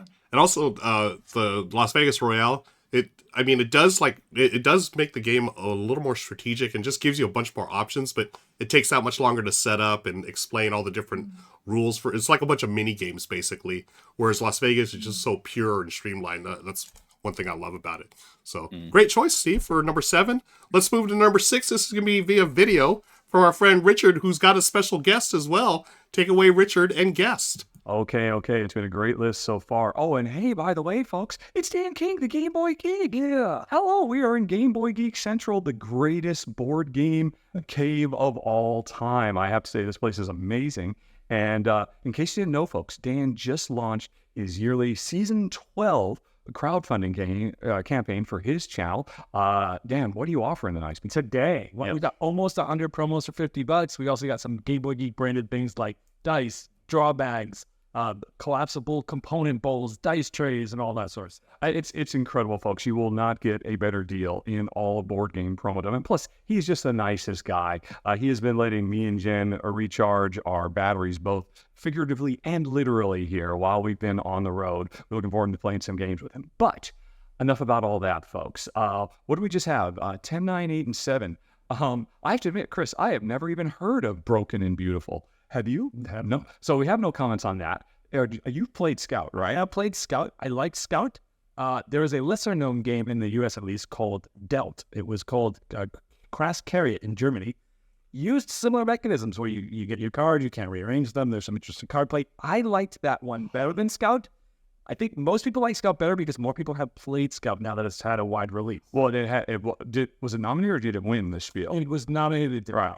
And was Delt robbed? Should Delt come out a lot, like 10 years ago. All right.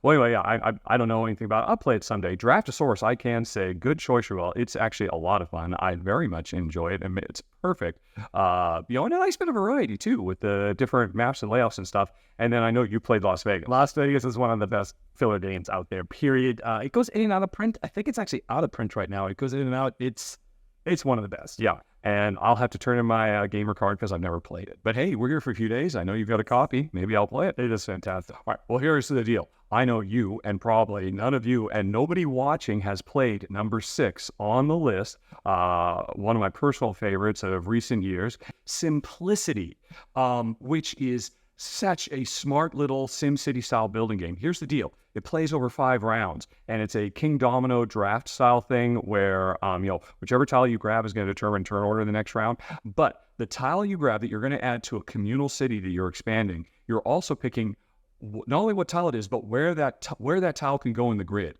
And here's the thing that makes this a special filler. There's only 5 rounds. Each round, you place 1 tile. This entire game, which is actually a surprisingly crunchy little SimCity building game, you're only going to place 5 tiles over the course of the game. And with this really neat, restrictive King Domino draft that I absolutely adore. Now, if you play as a 2-player game, then it duplicates, and actually each player gets to place. Each of us ends up doing double. So it's like a 4-player game is 2. So you get a little bit more choice, but I think Simplicity is great, deserves a lot more attention. It is the very definition.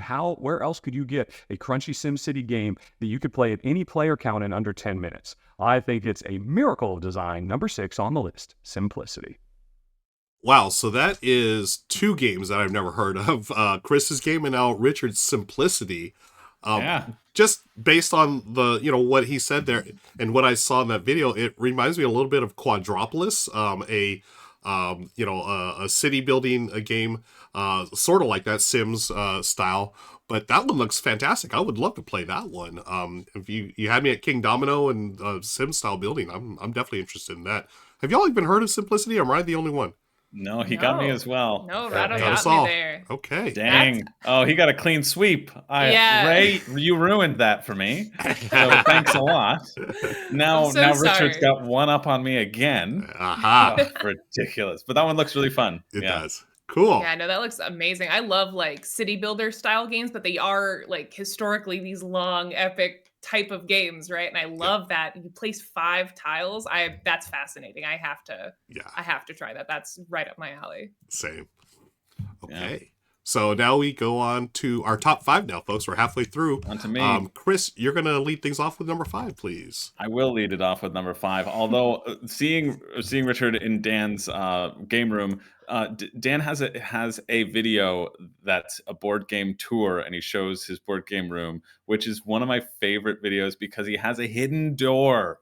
He has a hidden door in his board game room just for fun. Just for awesome. fun. What That goes the- into another like little mini screening room, I think. You have to go look it up after this. Amazing. Like it's so jelly. He's like, oh yeah, I just have like all these hangouts. I invite everybody in the neighborhood over too. We can have like 4 to 5 big board game tables happening. He's That's like awesome. outfitted his amazing. basement. It's like Yeah, I've it's- never seen that behind the scenes of his studio it's a before. dream. That video is the first time I've seen it. It's like a movie theater with like the red velvet Yeah. everywhere. Yeah. Jeez. Yeah, it's Beautiful. awesome. It's probably Amazing. like one of the greatest game rooms I've seen. Like really huge props. You Very got to check cool. it out.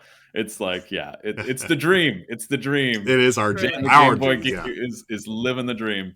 for sure. But you can live your filler dream with our number 5, which is an incredible game. Everyone should own a copy of this game. If you don't, go out and get it right now. It's Point Salad. Point Yeah. Salad is a fantastic filler game. It's so simple. It's set collection. And on your turn, you're going to either take 2 veggies, 1, 2, or you're going to take one of the objective tiles up top. And then whenever you take veggies, they're just refilled. The veggies go in front of you. They will score in a variety of ways, depending upon the objective cards that you've taken. The scoring cards, some might say. And it might be, hey, get 1 of everything and you get 10 points. It might be for every 2 cabbages you have in your area, you get 6 points. And so you're trying to frenetically draft your veggies and find the balance between getting scoring cards and getting the things to score them. It's really, really good. Super solid. I was surprised by how quickly this plays. I was surprised by how good it is at all player counts. I've played it from 2 to 6 and it works. It just works. And it just flies by in a way that prevents you from having analysis paralysis as well. With all like the different scoring conditions, it could be like, okay, I need this. But just like the flow of the game makes it super, super quick. And especially if you play at larger player counts, you're like, well, I don't even know what's going to be up by the time it gets back to me. Like the whole board is going to be wiped.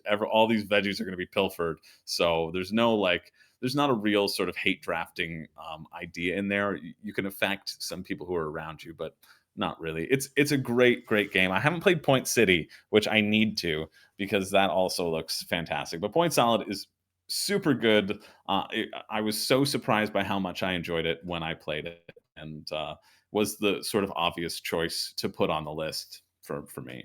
Yeah. It's such a great game. I want to bring our show into the board game designer confessions segment. Oh, yeah, Yes. please do. So I have a confession to make, which is that this game was where I stole something which I used in Floriferous. As I mentioned, I think being a board game designer is stealing things from others, right? And it's not like I really stole something. The idea of having a choice between picking the thing that you want or the scoring card. That was really the choice that I found interesting in this game, and which I then brought over in a different way to my game Floriferous, but which you may or may not have played either. Yeah. But I will just confess that I really like this game, and it did inspire me. That's really the better. I didn't steal anything. I was inspired by this game. That's awesome. Yeah, I remember. Well, I know.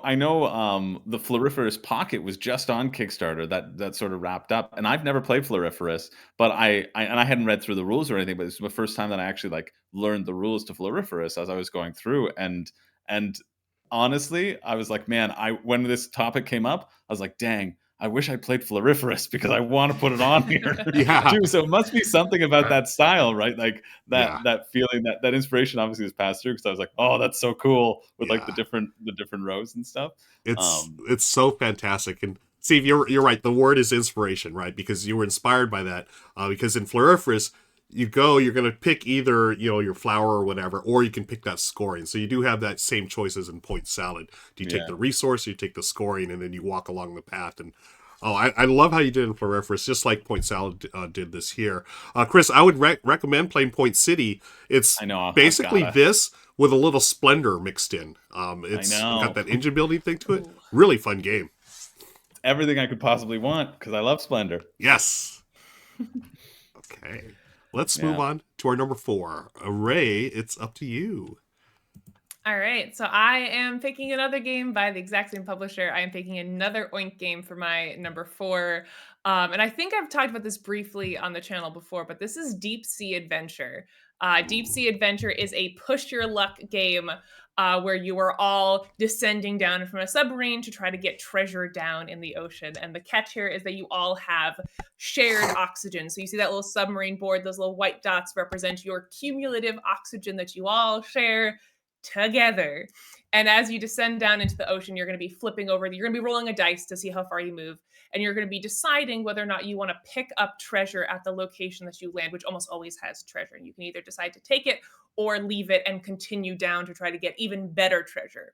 Every time you take treasure, when it comes back around to your turn, that treasure is going to dictate how much the oxygen moves. So if you have 3 treasure in your collection, on your turn, you suck up 3 of the collective oxygen. So there's a very fun push your luck / like you're all going down with me element to this, where if you're already far enough down, if you could just hoard treasure, you can shorten everyone else's clock, because that's a shared thing that you all have. And it's played over 3 rounds.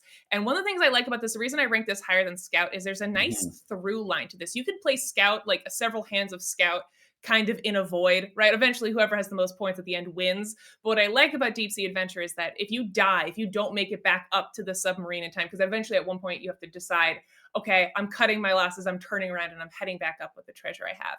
If you don't make it to the submarine in time, your treasure then like falls down to the bottom of the ocean, and it creates this little big pile at the bottom. And there's this nice through line where in between rounds, like the depth of the ocean gets smaller as you've picked up the treasure, it all shrinks up.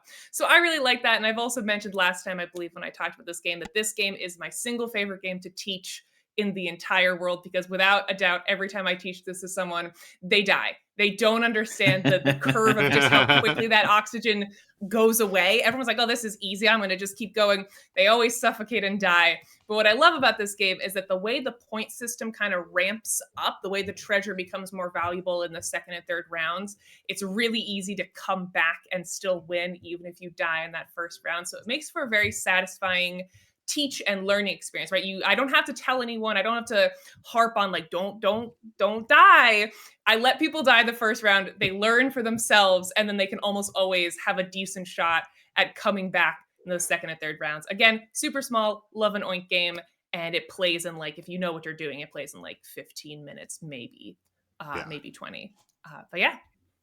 This is probably my favorite Oink game of all time, Ray. I love this one. One. Good one. Yeah, of all the Oink games, there's a lot to choose from, but there's a ton to choose from. You're right, but this one, for the reasons that you talked about already, and I love the fact that I teach the game very similar to you, where y'all go ahead and get all the treasures you want. You're going to see what happens this air real quick here, and yes, that first round is always everyone just okay, we're dead. Let's start round 2, and that's when. All you take is that one round, let everyone run out of air, and then they'll figure it out by the second and third round. And exactly. It's I love so much games fun. that teach by doing. You don't even have to. You don't, and it doesn't ruin the game. Usually, you have the potential to get enough points to make up that first failure. Yeah, totally. I was going to say, Ray, is this your favorite Oink game as well then, or just like top filler, you think, right? It's top filler.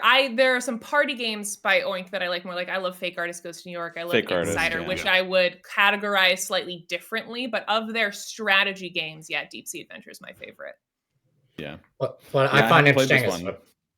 Sorry. No, go for it, Steve. What I like about it too is the way that it takes Push Your Luck and makes it into something that's a little bit more thematic in such a short game. Like, Yes. one of the, when thinking about some of my top filler games, like Can't Stop might be one of them, Yeah. but that's just like a pure numbers, roll the dice. Am I going to get this number or that number kind of thing?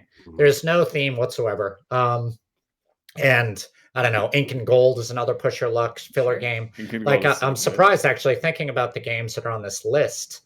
There's a lot of push your luck is a filler kind of thing. I think because it probably attracts non-gamers, because I think a lot of non-gamers do like luck.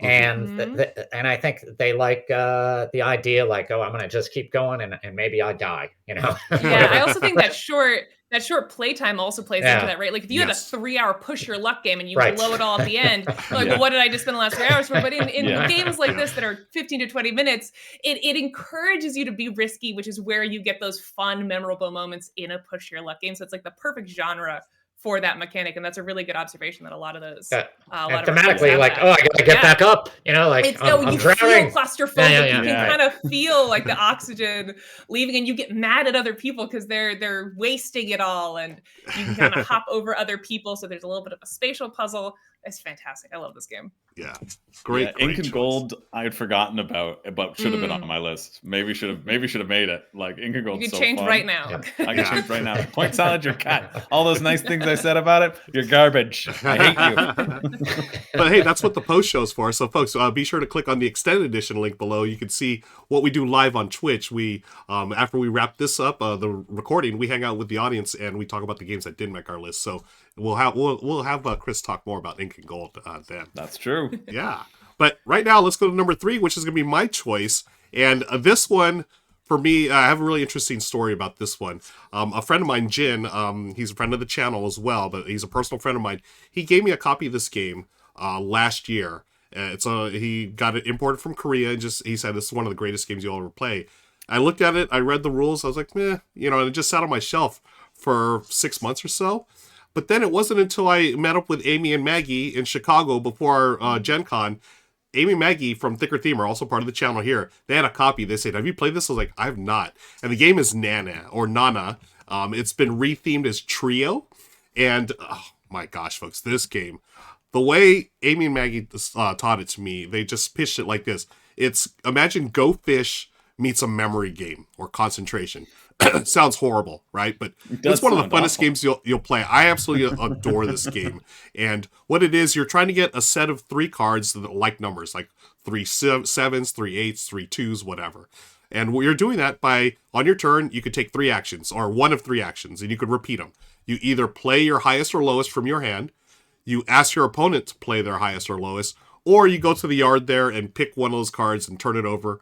If you get all 3 matching all in a row, then you have collected 1 set. You're 1/3 of the way to the win, because to win you need 3 sets of 3 cards.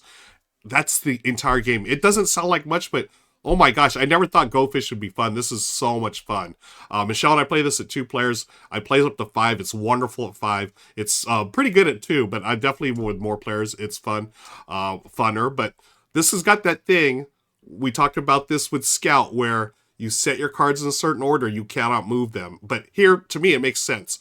The numbers, you have to go in ascending order in your hand. So you play either your highest or lowest in your hand. It's either, as low as 1 or as high as 12. You can't play just from the middle. You have to shed those cards from either end to get to those cards. And it's so brilliant. Nana or Nana, I believe it means 7 in Japanese. That's the special card. So here's a little twist on this as well. You can collect, if you collect the set of 7s, you just automatically win. But again, it's really hard to do because you have to shed the cards from around it. You can also collect 2 sets of cards that equal 7. So I could have a set of 9s and a set of 2s. 9 minus 2 equals 7. Or I can have a set of 1 or a set of 3s and a set of 4s. 3 plus 4 equals 7. So that's the magic number, and that's how you win. Folks, so at the World Series of Board Gaming, Chris, this last year, I brought my copy and I taught it to I don't know how many people, but I'll never forget. David Waybright from Man vs. Meeple. We played it after the first game. He immediately went to eBay and got this version. And I don't know The how much you highest paid. compliment as a game teacher is when someone goes, "All right." It really Yeah. is. Like, they just go straight there. Oh my gosh. Like, my job is done here. Yeah. Another company picked it up and they rethemed it as Trio. And it's more of like a Dio de los Muertos art, sort of that style, which is good. I don't mind it, but I love the original art so much better. There's me and Michelle smiling faces. We adore this game, but that's my favorite filler as of right now, Donna or Trio.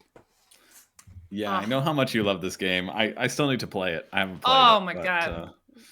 We have to play it sometime. It sounds great. Yeah, even hearing that you can just play your highest or your lowest, that excites me. Yeah. Right? Like, that really gets me. So I'm like, okay, well, you can just play your 7, or I'll ask you who's got this, right? The go fish aspect. But that's how you get around it. That's how you make it actually like somewhat trackable and interesting. And yeah, that actually sounds pretty fun. Yeah.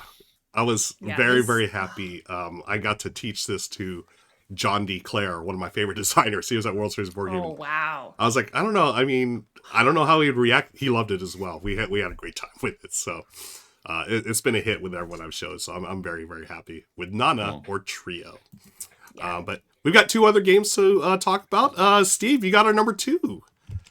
All right, it is High Society. Yes. Reiner Knizia.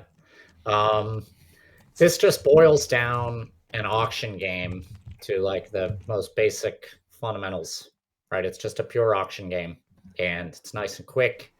Everybody starts with it has a couple of very interesting things in it. Everybody starts with a set of different money cards of various denominations, and there are both positive and negative, like commodity cards. I think that's what they're called, and they're just numbered from 1 to 10. So 10, you're trying to score the most points. Then there are also multipliers. So there's 3 of them that are times 2. So basically they'll just, if you have that, it multiplies all the points that you have. Then there's 3 negative cards. One is a half. So it halves all of your points. So if you get a times 2 and a half, they kind of balance each other out. But then there's also just a -5. And then there's a thief. And the way the game works, you shuffle all the cards. Very simple. You flip a card. If it's a positive card, so if it's something that's good, you will bid by laying down cards from your hand in front of you, and that's your bid. And then everybody going around has to lay down cards higher or drop out of the auction. And you just keep going around. It's not one time, and you just keep going around. So you're either going to be the last person, or if you decide you don't want to bid anymore, you can pick up your cards and put them back in your hand. The good thing about one aspect about this is you cannot make change with the cards in your hand. So if I put down, say, a 10 and it comes back around to me and I have a 12 and I want to go to 12, I can't put down my 12, but I have to put down a 2. So these low valued numbers are very important to be able to go over the person right after you without going too high. But if you get rid of all your low cards early, then you can't just very simply go over people. And I can't just pick up the 10 and put down the 12. So that's one very interesting thing about the game. The other thing is when you're bidding on negative cards. So let's say the thief comes up, which is -5 points. You're bidding not to take it. So if I put down 10, the next player has to go higher, or they'll pick up the negative card, and then everybody that's put down cards, they lose their money. And the person who picked up the negative card gets to keep any money. But here is and so you play the whole game, and then there's like 4 of the cards have a red border around them, and you never know when the game is going to end, except so when the 4th one flips, the game ends immediately and you don't bid on that card. So as these red bordered cards come out, you're trying to guess, so how much longer is this game going to last? I don't know, right? So there's kind of a very fun element about when the game's going to end. But here's the classic thing that only Reiner Knizia can sometimes do, and that is the person who has the least amount of money at the end of the game automatically loses, Hmm. no matter how many points they have. Oh, the good So doctor. you're like, you gotta keep in mind, if I bid too much, even though I have the most points, I will lose. And then so you're always trying to find that. I want to be kind of like, I want to be in second place Mhm. where I know I have enough money, or I want to be in first place but have enough money to make sure that I'm, so there's this great balance to it, and it's super quick. And to me, it's just a great auction game because it just Agreed. boils it down to its most basic game with all these other little kind of twists in it. In a Yeah. very, very simple package. I'm so glad you put this on the list, Steve, because Chris and I are big Knizia fans, and I thought one of us would put on a game on this list here, Chris, but apparently we didn't. But Steve did, so thankfully we got the good doctor represented here. I'm sure we could have picked a few of his games. Doctors got to represent doctors. That's right. Yes, but yeah, this one is fantastic. I really love this one. I think my favorite part of it too is that twist at the end where you don't want to spend too much or you want to be in second place, but also just that the randomness of the like those red bordered cards. You really don't know when they're going to show up, and I've had games that went almost to the end of the deck, have other games that didn't, and it's like two different experiences. And then probably my favorite thing is just that the bidding system, right? You don't get change, so you've got to be really conscious of what you're putting out there for those cards.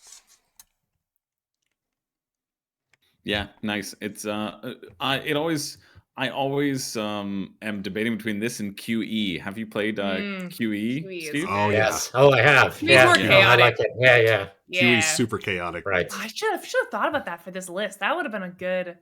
Man, I think didn't, QE, but like, it's a little. It's a little heavier, I longer. guess. It's a little Yeah, longer. it is. I think High Society Yeah. falls into this filler You're right. Yeah. area. Agreed. Whereas I think QE, it would be 45, 50 sometimes. Yeah, that's It true. just That's does true. go on a little bit.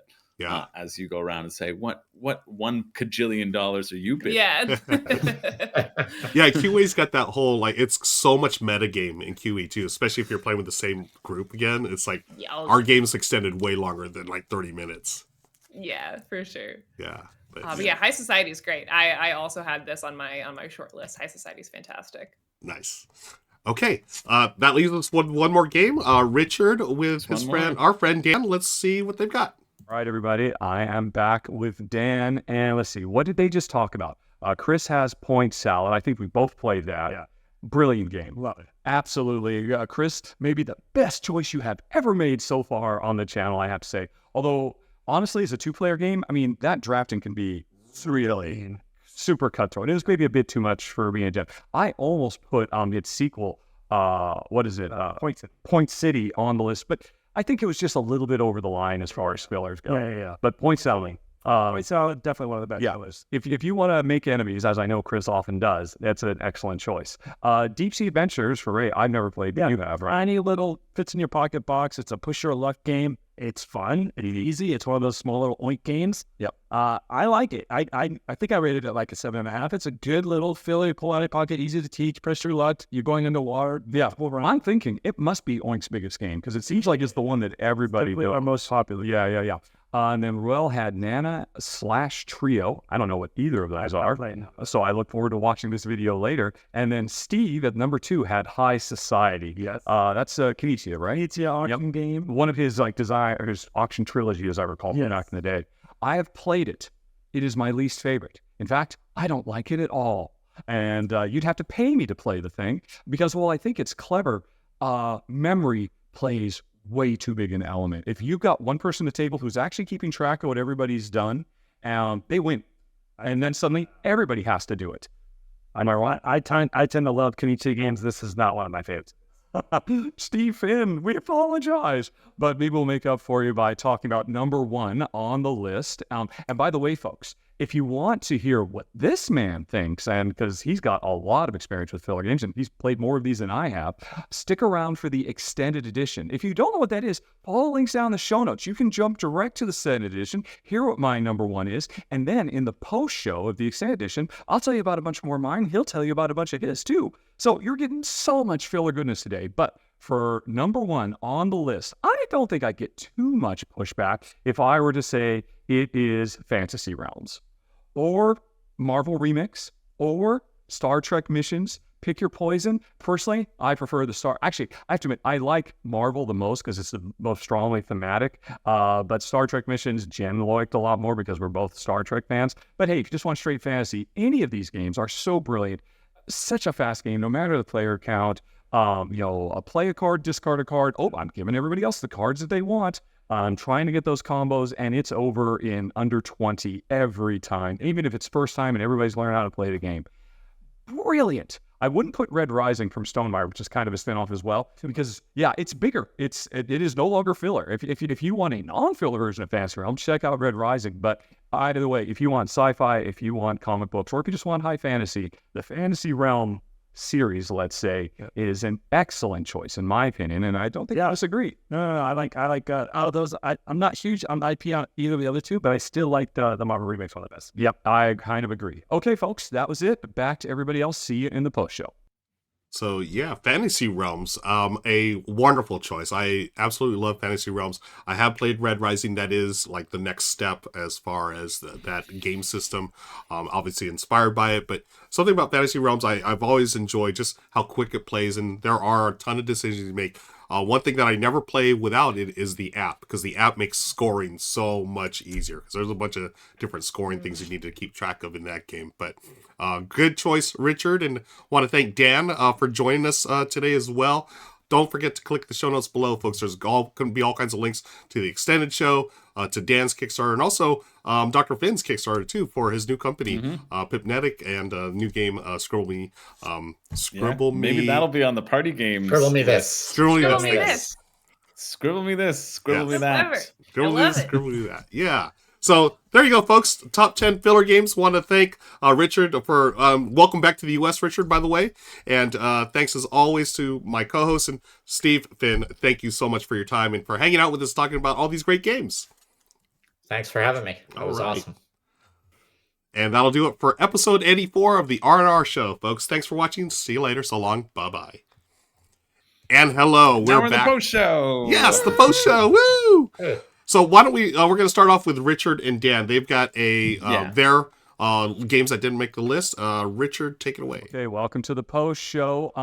I'm just going to be pretty quick. I talked about two. Dan's here. He's got some as well. I literally have no idea what he's going to say. But I've got to give a shout out to my wife would never forgive me if I didn't mention my Shelfie. My Shelfie, Walker Harding. Yep. I mean, Phil Walker, praise be for Ruel there. So much fun. Connect 4 turned into a proper modern gamer game and just super fast. Coldest Night, I don't know if you've played this. Most people haven't. Really smart little game for indie boards and cards where we're cooperatively trying to survive the night in a cabin in the woods in the middle of a snowstorm. We have cards that are just basically wood stuff that we're trying to burn. It's an imperfect communication game where we have to figure out, right, what do you need me to play? Because I can't tell you exactly what I'm going to play. You're getting frostbite. You're about to lose a finger. I'm getting dementia. It's incredibly thematic and incredibly tense and incredibly fast. Beyond Baker Street, I know Chris mentioned Hanabi in our last R&R. Replaced it for me. Yeah, I got rid of Hanabi. It's Hanabi with a really brilliantly implemented theme. It just makes so much more sense than fireworks. And then you get special player powers and all kinds of cool extra stuff. It's amazing. Yeah, and still playing, super fast and excellent filler. Dice Miner, well, how did this not make your number one on the list? Because it's fast little, beautiful tile drafting game. I remember the first time I ever played with you, Ruel, we immediately played it again because it was so fast. The perfect filler for me. Solar Draft, a game a lot of people didn't see. One of the last games published, sadly, by Tasty Minstrel Games. Brilliant little game. You're just going to play, I think, over the course of the game, 7, maybe 8 cards that represent the little solar system you're building. And all the planets have a lot of cool special powers. If you can find it, it's worth seeking out if you're looking for a great filler. Rolling, I could have mentioned a million roll and rights. Rolling Realms, Avenue, House of Cats were 3 that really stood out to me as super strong for filler length games, because they're all, what do you call them, bingo-y style. So everybody's playing simultaneous. It's going to be in and out no matter the player count. But what about you, Dan? Well, if you're talking about dice games, baseball highlights of the dice game was amazing. Oh, really? Yes, it feels very different from the card game, and you don't have to love sports, it's a very interesting combo-tastic dice rolling game. You hear that, Ruel? I didn't even plan to talk about that until you just said that, but it's one of my favorites. Yeah, and Rel's always going on about the main one. You know, I think he still hasn't played this. So if you have not played the dice game yet, it's fantastic. There's also the football version too. The two I wanted to mention one was Mandala, which is one of their best sort of two-player card games. Amazing area control game. Cards with no numbers, just colors. It's quite amazing. Yeah. It's one of the best games ever. How do you think about the sequel? I love it. It's so different. It's very crunchy. It's very abstract. If you like chess and Go, what was the name of it? Patterns. Right. Okay. That game is fantastic. I just reviewed it on my channel if you want to watch that. It uses mandala scoring, but the way of how you get there is very different. It's very much more a crunchy chess, no luck, abstract game. And would you say it's no longer a filler? It's still a filler, but it's still 15 minutes. But it is a much crunchier game. Okay. And what was your My other one is Mr. Jack Pocket. Oh, sure. This is when I teach people this and then teach them the other games, they tend to like this one the best because it is 20 minutes, super crunchy, lots of deduction, lots of looking ahead, easy to play. If I'd played this on an airplane going to Gen Con, it fits on a little table. It really fits in your pocket. That's why I call it Mr. Jack Pocket. It's a great intro to the series. And again, some people, it's their favorite one. Awesome. Okay. Well, that's it from Phoenix. We're going to get back to work getting his crowdfunding campaign. You've had an amazing start, by the way. He launched just about an hour ago. And I think he was almost halfway towards hitting your goal. Okay. And again, for folks who don't know, there's going to be a link for it down in the show notes. If you like Dan King, or if you just like board game promos, if you like the best deal in all of board gaming, 100 promos for $50, right? You're give or take. Yeah, and it's individual cards, so I'm counting that. Just so you know. Oh, when you're clever. This man is clever. Okay, folks. Let's look at what big packs of cards. Yeah. So links for everything we're talking about down in the show notes, including his crowdfunding campaign. We're going to throw back to the gang, and Steve, can't wait to hear what else you have. Bye-bye. Okay, yeah, lots of great games there. I totally forgot about Dice Miner. Gosh, I love that game. I don't know why I didn't put it on my list. Duh. I thought Dice Miner, when I played it, it was like 40 minutes. Oh, maybe? okay. Or I'm thinking about a different one. Maybe not. Maybe it was shorter than that. I contemplated it too, but I was like, oh, maybe it's too long. Yeah. You threw me with the 10 minutes. I was like, I can't play Dice Miner in 10 minutes. I got too many dice to check. That's a game that I truly adore that one. But thanks, Richard and Dan. For us, we've got a few more minutes. Why don't we throw out a couple there? I need to throw out two of my all-time favorite fillers that I thought they were going to make the cut. They didn't make the cut. Again, we've sent this list to a third party. They collate it, then sent it to us. My two favorite Steve Finn games are Herbaceous and Floriferous, games that we already talked about during the show. You can hit the rewind button, folks, and find out all about those games. They're wonderful. Those are my two favorites. What about you, Ray? Any other games that you didn't make your top cut here? Oh, Ray, you're muted. Ray, you're muted. But that's just to build sure the am. anticipation. There you go. I was just going to say, Yeah. I struggled with this list quite a bit, but I had Trio on mine as well. I really, really love Trio. I threw on Codenames if my other ones got taken, but I don't know that I would really classify it as filler. Codenames is in kind of its weird own category. Yeah. But yeah, I could probably come up with a bunch if I sat down and thought about it. But again, a lot of the games for me that are short that I would really call party games. So for me, it's the ones that I had. I didn't really have much more that leapt to mind as my favorite short games. Cool. Yeah, for me, I had Coup. Coup is I had to be on there for me. I didn't know if I could push it up. Race for the Galaxy. I had Biblios on there as well, but I thought that was I would suck up too much. But I love Biblios. I really I don't do. know if you suck up. Go. and I don't. At least you're sucking up now. Yeah. And at least I feel like a monk in the library. I don't care what you say about theme, Steve. I feel it. And then I also had like Cockroach Poker for sale. Scout was also on my list. And I kind of wanted to throw this in there. I had Race for the Galaxy on my list too. And I wanted just to make the point that if you play Race for the Galaxy quickly, it's a real good filler. On BGA, a round will take you like 7 minutes. Wow, It'll take really? you like 7 to 10 minutes of you because all the card stuff is animated, right? But so I've played it so many times on BGA. Yeah, I would say if you're a veteran at that game, it could be a filler. But for first timers, like all the iconography, how about this? Why don't we meet at the make a compromise? Jump Drive, Chris. Have you played Jump Drive? I haven't played Jump Drive. That's like the But I super know you lightweight talked version about of it. Race for the Yeah. Galaxy, and that plays literally in 20 minutes. So Well, there you go. yeah, there Seems you like go. it should be on the list. Ooh, and we have Steve- some good ones in chat. Spicy is another good one. Oh, that, Spicy's was good, mentioned in yeah. chat. Turing Machine, Letter Jam. Maybe I'm just not creative enough. There are like lots of those. I do really enjoy. So many. Yeah.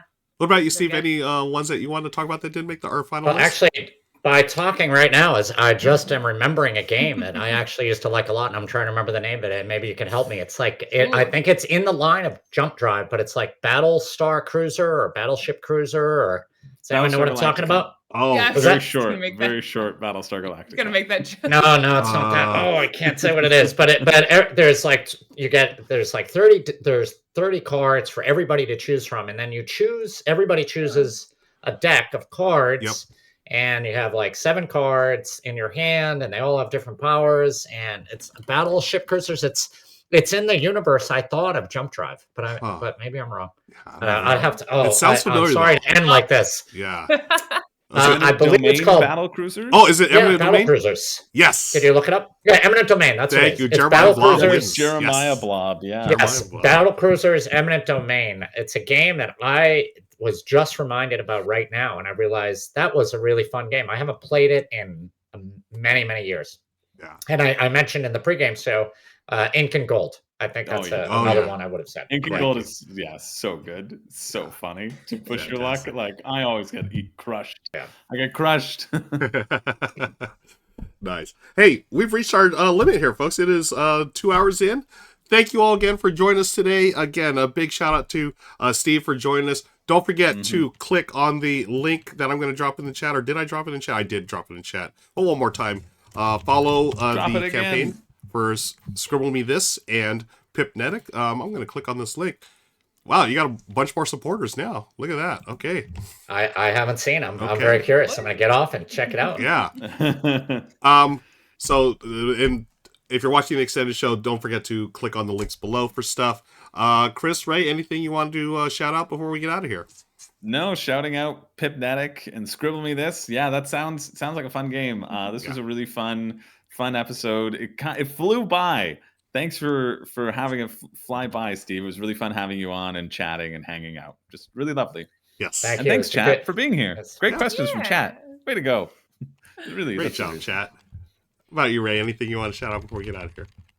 Yeah, I got a couple quick things. I know they mentioned the Game Boy Geek Kickstarter. There actually is a pack of promo cards in there from the op. So if you're looking to get some Disney Sorcerer Arena promo cards that are very hard to get your hands on these days, Cool. we did contribute some promo cards to that pack. So definitely go check that out if you need an extra little incentive to go support that campaign. And then the second thing is from the op. I think in between this episode and last episode, we finally released Aqua, which is our Yes. Cascadia-esque tile laying. I'm obsessed with it right now. It's so Go good. check that out if you want. I almost put it on this list. I think it's a little bit heavy for a filler, but it's fantastic. If you like tile laying games, if you like a little bit of an academic, what is it? Yeah, like marine biology. What's the term for? Yeah. Oh my God, my brain just like totally blew Biodiversity straight. in the term- oceans is the What's tagline. the term for biology in the ocean? There's aquatic. Marine Oh my- biology. marine biology. Marine biology. Thank you, Jesus. it was just static up there. Thank you for bailing me out. You're like, marine biology is a theme. Please go check out Aqua. We just launched that to retail. That's all I've got. And I'm going to go hide now because I'm going to go burrow into a hole. I put Aqua in my bio for the theater show that I'm doing because I'm playing a marine biologist. And I was like, by the way, here's my board game channel. You want some marine biology board games? Nice. And I shouted out Aqua there. Oh, that's to the, great. To the few people who will look at it. The worlds are colliding. Love it. I've got quick things to shout out for on my end, folks. Tomorrow on the Good Time Society, you can find me playing Ascending Empires. That launches tomorrow. That is not a filler game. It is a 4X game. You could click on the link I just dropped there. It launches tomorrow. Full disclosure, I have some vested interest in that game. And then Wednesday, the next day, back on the Good Time Society, I'm launching a new show with Becca Scott called Good Morning Society. Becca and I are going to hang out for about an hour or so, talk about all the games we're interested in, all the hotness, all the not so hotness. I don't know. We're just hanging out, drinking coffee and talking about games. So join us there. And yes, you can get merch. We have the merch all set up. You get Good Morning Society shirts and coffee mugs, folks. So be sure to check that out on Wednesday. that's going to do it. Thank you again for joining us, folks. Let's go raid another channel. Spread the love. Let's see. Where's the raid button? Who can we raid?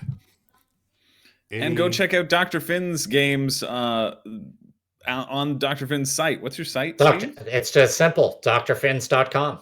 That's Spell out doctor. Keep an eye out. Keep an eye out for Phil Walker Harding and my Cities game by DeVere coming out soon. Yeah, that'll be sweet. When is that coming out, Steve? The Cities game? I believe in around June. I believe. Ooh, cool. All right. Cool. Yeah. Cannot wait for that. Okay, we got some board gamers out there. Let me see who we can raid.